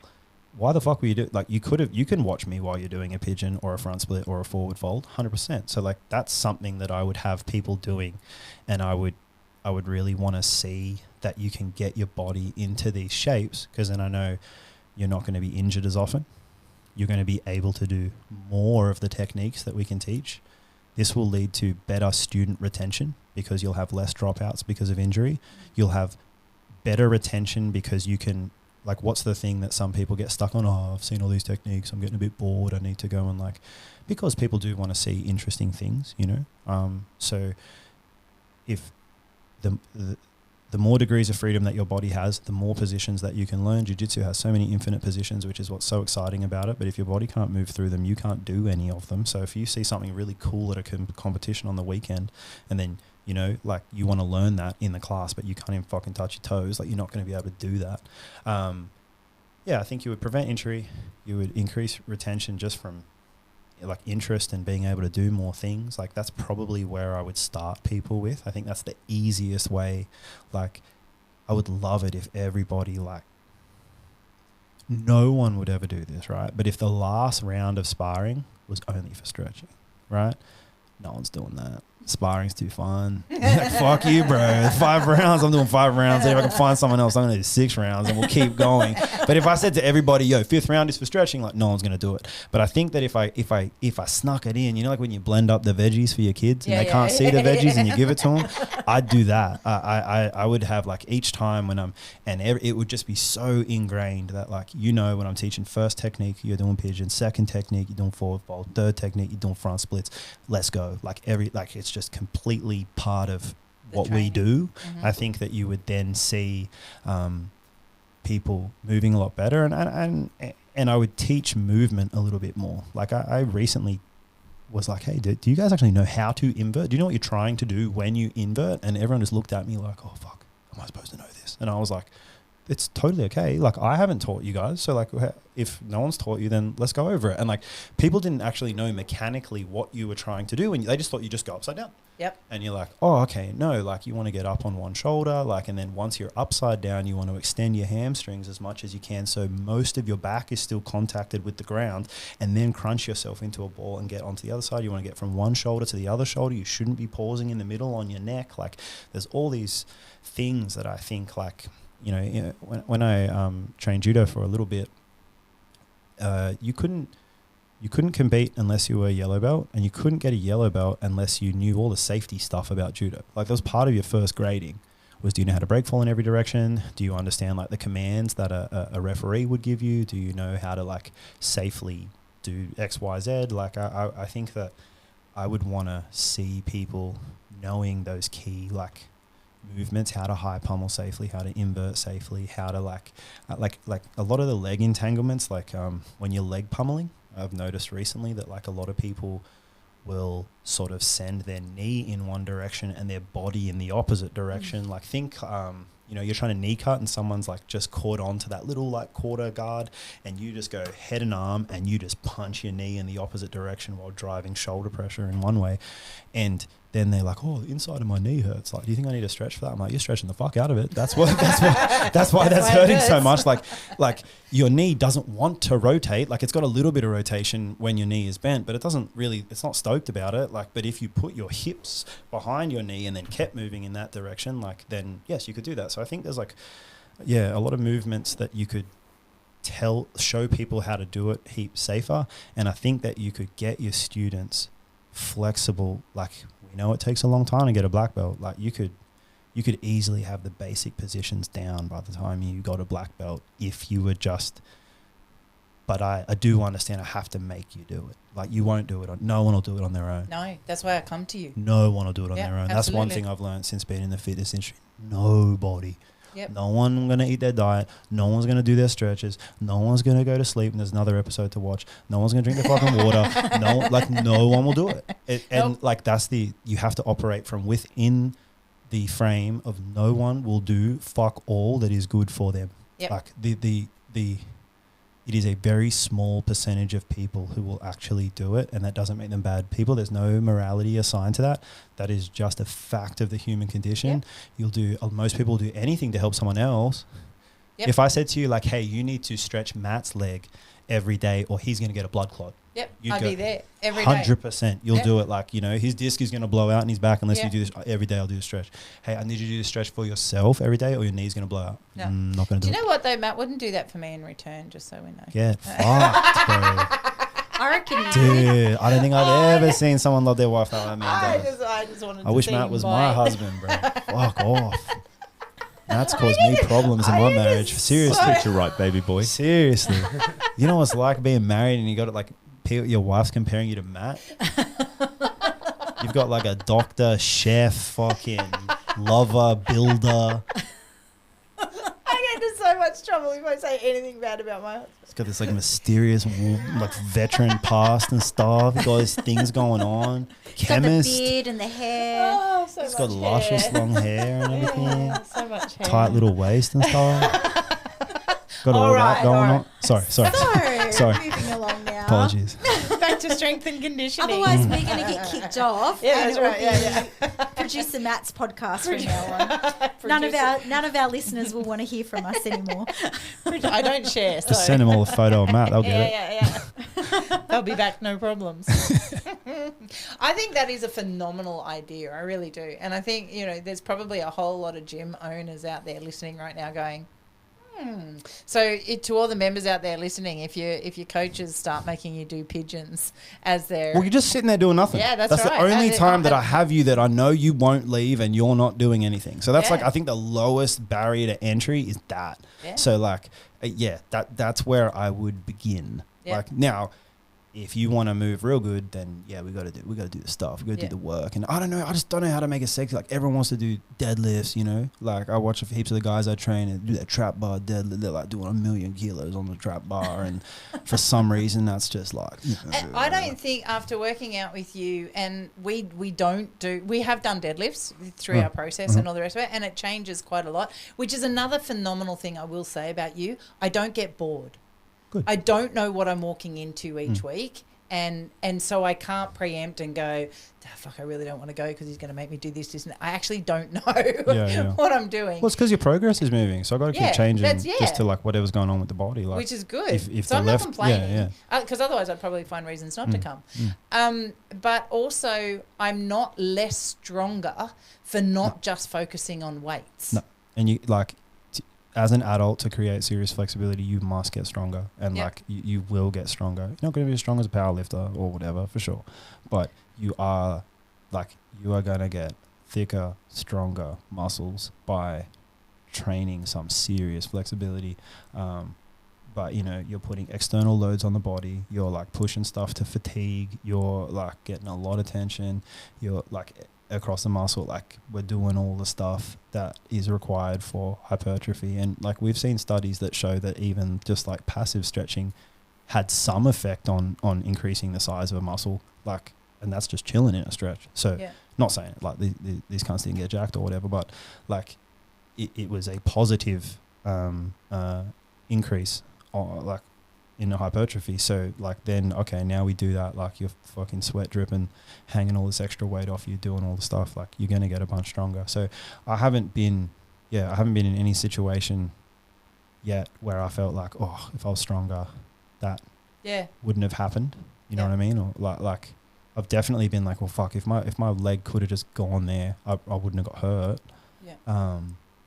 But if your technique's sharp and your body is pliable, I think like, yeah. Yeah, I think I lasted, my neck probably would have, could have and should have given out a lot sooner had I not been as working as hard as I was. And so I did get the extra. Get some extra time. Yeah, I did. Yeah. And so what does this mean for 60-year-old Kaz? Like, because you're putting in the work now, what does this mean for her mobility down the track? Yeah, well, we got to keep moving the whole way through. Like, and I think especially what Kaz has done that's been very admirable is like every injury, every setback, every whatever. Like, and the stuff that's happening in her body is catching up. That like she's paying the piper for a life of having like a bit of good times, like. Yep. She was a wildling. So I got smart in my later years. So, yeah, you can't. All of us going to pay at some point for these things, but if we can keep her moving, if we can keep all the pressure off, especially her like cervical spine, thoracic spine, like where these injuries have been, keep her moving nicely. I would very much hope that we do see her to keep training and keep improving, and I know that working towards a black belt of your own is like something that's important to you. So that's like, there's still a good chunk of years of training like to pursue that. I think it's very possible. I think that if I can be honest, like Kaz is the only one who's going to stop Kaz from doing that, because Kaz competitive and she'll do things she shouldn't be doing. So I sometimes I see Kaz and she's like, oh yeah, I trained like 5 days in a row. I was like, why? Are you going to Worlds, bro? No. Because I didn't train 5 days in a row. I trained 3 days and then I was in the gym doing the stuff I should be doing the other 2 days. And she's the only person that I've trained that like hurt her own hip from stretching. Most people will not go through the amount of pain that it takes to get a serious stretch. Most people are like, I don't think I should be doing this. I'm like, you should be doing this. You just need to like keep going a little bit. And Kaz is one of 2 people that I've ever trained over the last 10 years who was like, yeah, I tore my shit stretching. Well, 3, because I'm one of them. I've done it as well. But I was going to say, I really hope. Yeah, I done it too. But I was trying. You don't count you. Mine was an exploratory mission of the body. I was trying to make sure I could see where to push the people to. He took one for the team. Yeah. But, I was just stubborn. But I think that to be honest, it's the only attitude that's in Kaz to do with her training that does frighten me a little bit, is to go like, will she know when it's time to recover? Because if she does understand that and work with the body, or at least just train like someone who's 35 but that's when she's 55, 60, you know what I mean, and going for a black belt, she'll be totally fine. Like I think that it's very, very doable, very, very possible. That's the thing that's really tricky with our sport, is it's so much fun. It's so much more fun than stretching. It's so much more fun than lifting. It's so much more fun than doing almost anything fucking else. Like, it's very, very hard to not roll and to not, and then you're like, oh, I'm just gonna roll light. Like, I'm just gonna have a little flowy one. And I would say the neck scared me. Having the neck surgery, having it twice, coming back afterwards, I think I did push too hard too quick and thought I was okay, and then tripping myself up again. Like, I've had to have a cortisone injection post-surgery because I pushed too hard. Yep. That frightened me. Yeah, work ethic, drive, like willing to train intensity, willing to do all the stuff, like we'll get the fuck after it, all that sort of stuff. Like ideal client for me. Like, let's say we're not friends, I'd go ideal client. Like, Kaz would be, like, just for me as someone who is training that person, I would go, like, I wish that I could be there, like, and just force you to train 2 days on, 1 day off. There you go. Just do that. 2 days on, 1 day off. Or like, you train every second day, or whatever. You're just giving yourself, like, I really like that, like the traffic light approach to training, which is like, you've got your green, yellow, your red. Like, your red is your hard days, your green is your easy days, your yellow is your in-between days, and you never have 2 of the same colors next to each other. Like, that's a really simple way to look at your training and go, okay, cool, on Wednesdays, I roll hard. Like, we're getting after it. This is comp training. We are going. That means Thursday cannot be a red day. Yeah. Thursday could be a rest day, could be a green, or it could be a yellow where you do like maybe some drills or some positional sparring, and or you're in the gym a little bit, but it cannot be another hard day next to it. And then after that, and that's sort of how you could work your training, but that's the kind of thing that will get Kaz there, because everything else, all the other pieces are in place, which is pretty funny because you fucking hated jiu-jitsu. Yeah. And now you're here with your podcast and all this shit. We've talked about this. You fucking hate I it. reckon she really secretly loved it. She just didn't admit it. Because even when you went for your trip around America, you were chasing female black belts. I was, but that was for the girls. Yeah, That you was for nah, the 3 I was Ps. there. She was straight Yeah, sooking no. the whole time. The whole time she was training, bro. Sooking. And I don't know what the fuck that, I don't know. Because I couldn't win. You couldn't win. You couldn't even see. You were trying to watch techniques, just squinting, like I don't know what the fuck's going on. And That Matt would have to hasn't tell you changed. I what was still do happening that, and all the rest of it. And then like all of a sudden it was like, yeah, I am jiu-jitsu. I was like, oh, all right, mate. I am the lion, the warrior. Yeah. She became the humble lion. You're Yeah. not allowed to come back. You tell too many secrets. Yeah. Fuck you, bro. That's I really like that traffic light analogy you brought up, and I feel like I did that without realizing it. I've talked about it a few times, but I'm on the mats every single day, and most days twice a week. Yes.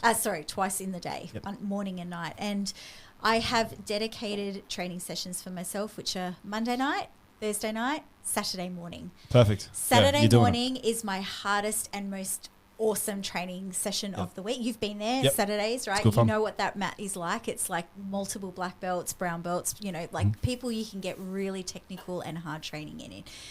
Monday night's usually a smaller mat, but I still try and do most rounds, and Thursday night it's usually our biggest night of the week, and I'm like, I'm all in. So that's what I do, but I'm still rolling other sessions. Like I'm rolling Monday morning, Wednesday morning, Friday morning. Sometimes I'll sit out depending on whether we got evens or odds in the class, and Wednesday night sometimes. So but I'm always in my head, I'm like, this is not one of my sessions. So because it's already decided it's not one of my sessions, I go a bit lighter, a bit more playful. That's your amber days. I don't mind sitting up, having a bit of a talk through a technique or showing something to the person I'm training with, or whatever. So maybe that's the way to go, having those.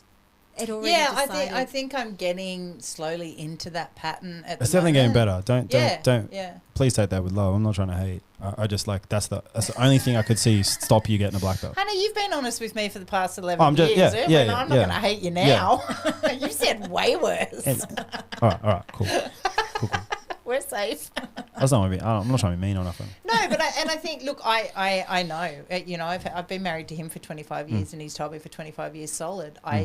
I'm my own worst enemy in that regard, and very well aware of that. And I think it's only really been in the last sort of 6 months that I've started to acknowledge the longevity that I want. Yep. Yeah. And the only way to get that is by being more aware of when I need to slow down. Yeah, I turned 36 this year, and I feel better at 26 than I did at 36. My body feels better. Hang on, you feel feel better at 36. Did I say that than you backwards? did it. Yeah, I feel better at 36 than I did at 26. In every metric. Yep. I just feel I feel better. I feel like I'm a bit stressed that I'm getting older. It's freaking me out a little bit.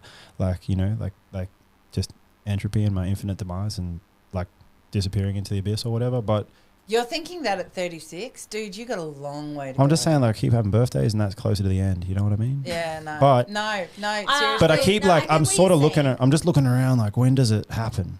When does the decay? You know what I mean? 40s. Is that I don't even everyone said reckon 30s and then everyone says 40s and then everyone says whatever, but I feel like I I could, reckon late 40s is where you're going to start to go, I probably should go and get my bloods done, yeah. and start looking at some Yeah, my blood's whatever. done at 30. Yeah, but I mean, everyone should be doing it. Then I went again but people 35. don't until they start to feel it. Yeah, I think if that's such an Mine hurt important my thing. feelings. All my blood said I was average. I was like, fuck you, bro. I was so I wanna be upset. better than Yeah. They're just yeah. The doc was like, you're just average, dude. I was like, fuck you, man.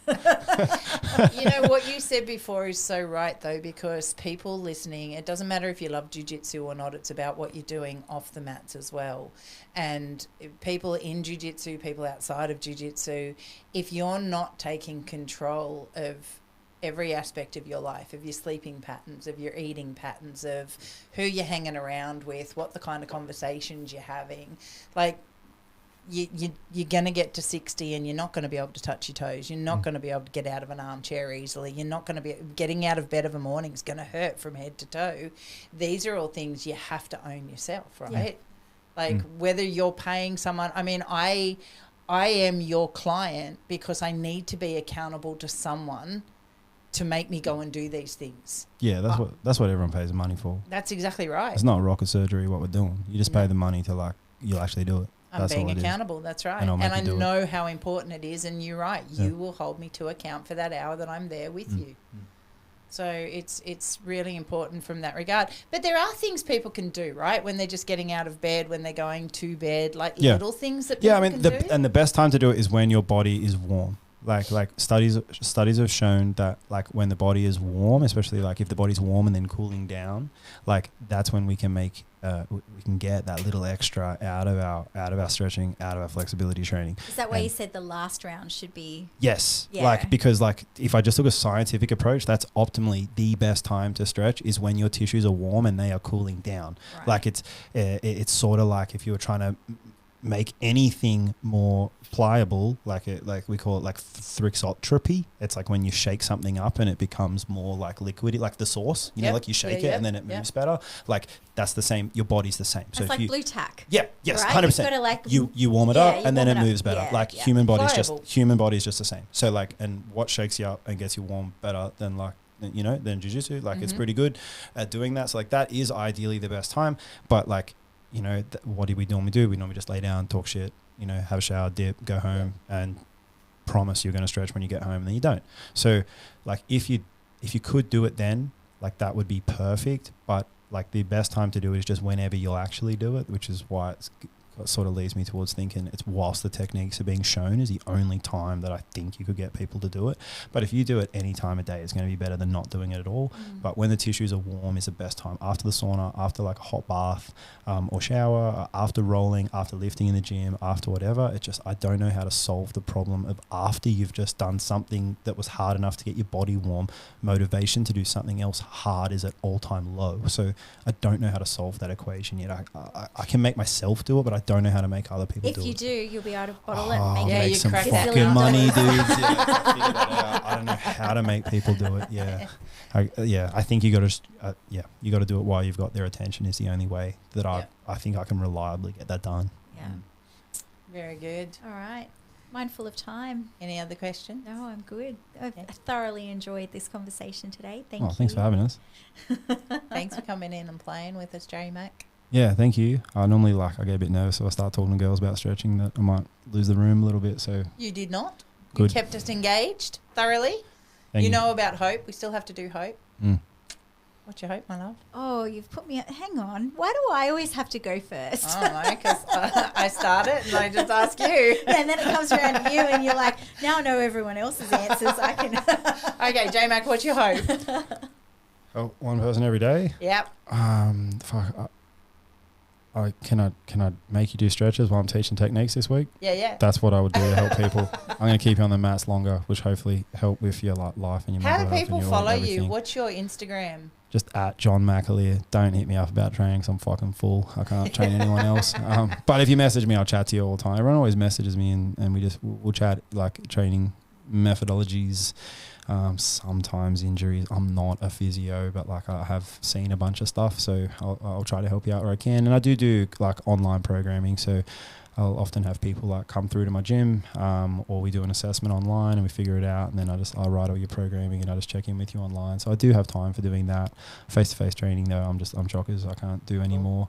Yep. Or like I'm at all the open mats. I'll see ya. I'm an open mat crusader. I'm everywhere. You do love the open mat. So I'll see you around, and then we usually end up talking. Talk to me about stretching after the round. Yeah. not mid-round. Not when I'm like in the middle of a go-go platter or something, Yeah, and you're yeah. like, "How'd you get your foot?" Oh, I think I should start stretching it. Nah, don't, dude. Yeah, Don't. yeah. I'm doing my shit right now. Come But see you at the There's, end of Afterwards, the there's we'll open actually chat. a lot to be said Yeah. for that in general. Don't start talking in the middle of a round or Do when not. you're about to be submitted. do not. I do have to say, I heard the funniest comment. on Saturday in a round, and this lady was hilarious. She was beautiful, and she's laughing the whole round. And we talked about kids or something, and I said, three kids at home and a husband. She goes, oh, I've got 4 kids at home, no husband. She goes, it's why I do jiu-jitsu. It's the only way I can get men to cuddle me. That's good chat. I like that. And I nearly killed myself laughing. It was awesome. I'll Very allow that funny. one. That's good. Yeah, that was a very funny. Yeah. Sorry. Yeah.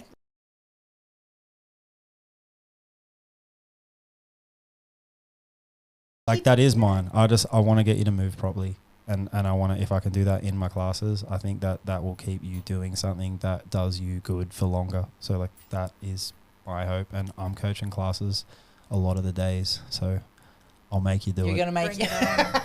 Don't worry about it. I got you. J-Max classes gonna are be about all- to change, yeah, and it's I'm gonna be all sorry good. for everybody. Don't do pigeon sucks. It just sucks. Find a nice way to do pigeon. My hope for everybody that's listening out there, I cannot stress enough how important it was for me as an older female coming to this sport in an unconditioned body. I said I would have got through eventually, but the work that I do with you, J-Mac, has helped me fast track that process. So to anybody out there that's feeling like they can't do things in jiu-jitsu, they can't make their body move a particular way, that they're not getting there and that it's disheartening, maybe look a bit further if you can, broaden your horizon and go get someone who could potentially help you in that space, because I highly rate it and I think it's going to give me longevity. And There's a bunch of dudes, like just in the warm-up area at the last comp I did, I met 2 other PTs. Like, Yep. we're all in the brackets. Just go in the bracket of the dude that moves nice. I bet you he's a PT. yeah. Like I met 2 of them just in there. Like it's not like it's hard to find. Yeah, You can find find these someone in guys. your I know area. like, yeah, one of the fellas down Sydney, the other fella was up Newcastle way. Like, and they were both moving nice. They look good. And you might have someone in your gym, right? Like to all 100%. the gyms that are out there 100%. listening, and that there might be somebody in there that's already doing this, Someone moves good. ask and them. you're training with them every day. So my hope is that you take charge of your own process and your own body, and start putting it first. That's my hope. What's your hope? I got it now. Yay. See, I've had a second to think about it. Having a mum whose mobility is declining, and seeing that and identifying that that's what we are at 65, 75 is what we are at 55, 45, right? Like, so what we put in today is what actually affects us then. So I guess my hope is that look at where you're at and try and improve your baseline. And if your baseline starts to fall, like do stuff to pick it back up again, because you're not old at 46. I was speaking to someone last night. I was like, oh, you should do jiu-jitsu. He's like, I'm too old for that now. I'm like, don't let the old creep in, right? Don't let it creep in. Just fix your baseline and just keep focusing on that baseline. We're just going to keep improving. And just like how, 20 years or 15 years ago when I picked up the Olympic bar for the first time, it had half the amount of weight on it and I couldn't walk for a week. Now, I can go back in and pick something up heavier and be okay with that. So even though I don't put total focus in on it, even just a little bit is better than nothing, right? Oh, So, absolutely. yeah. Movement's movement at Absolutely. any level. I'm a part of a Facebook group, BJJ for 50 plus, and it's amazing the amount of people that comment in there that they started jiu-jitsu in their late 40s, mid to late 40s, and are loving it. So I don't think there is ever a starting point. Well, how old was that veteran that we had in the first round of veterans? 79. 79. Hell yeah. And he came in and started jiu-jitsu. So He did the whole 10 weeks. He didn't stay or continue it, Yeah. but he did the whole 10 weeks. Yeah. And of course we had to change little things up for him, but That's sick.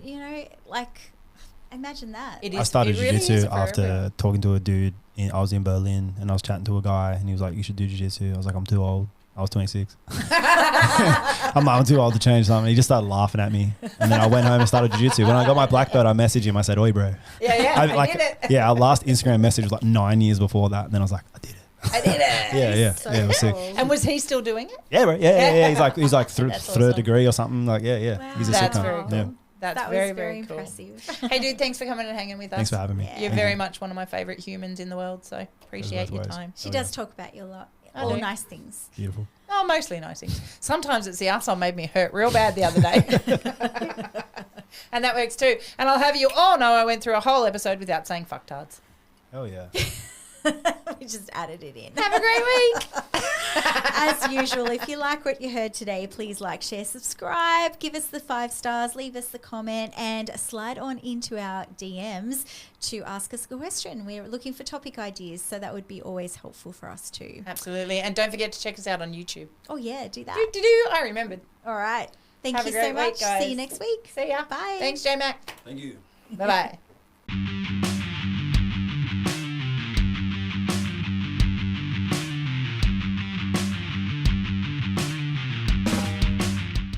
This podcast is a My Broken Soldier production. And brought to you by Iconic Jiu-Jitsu.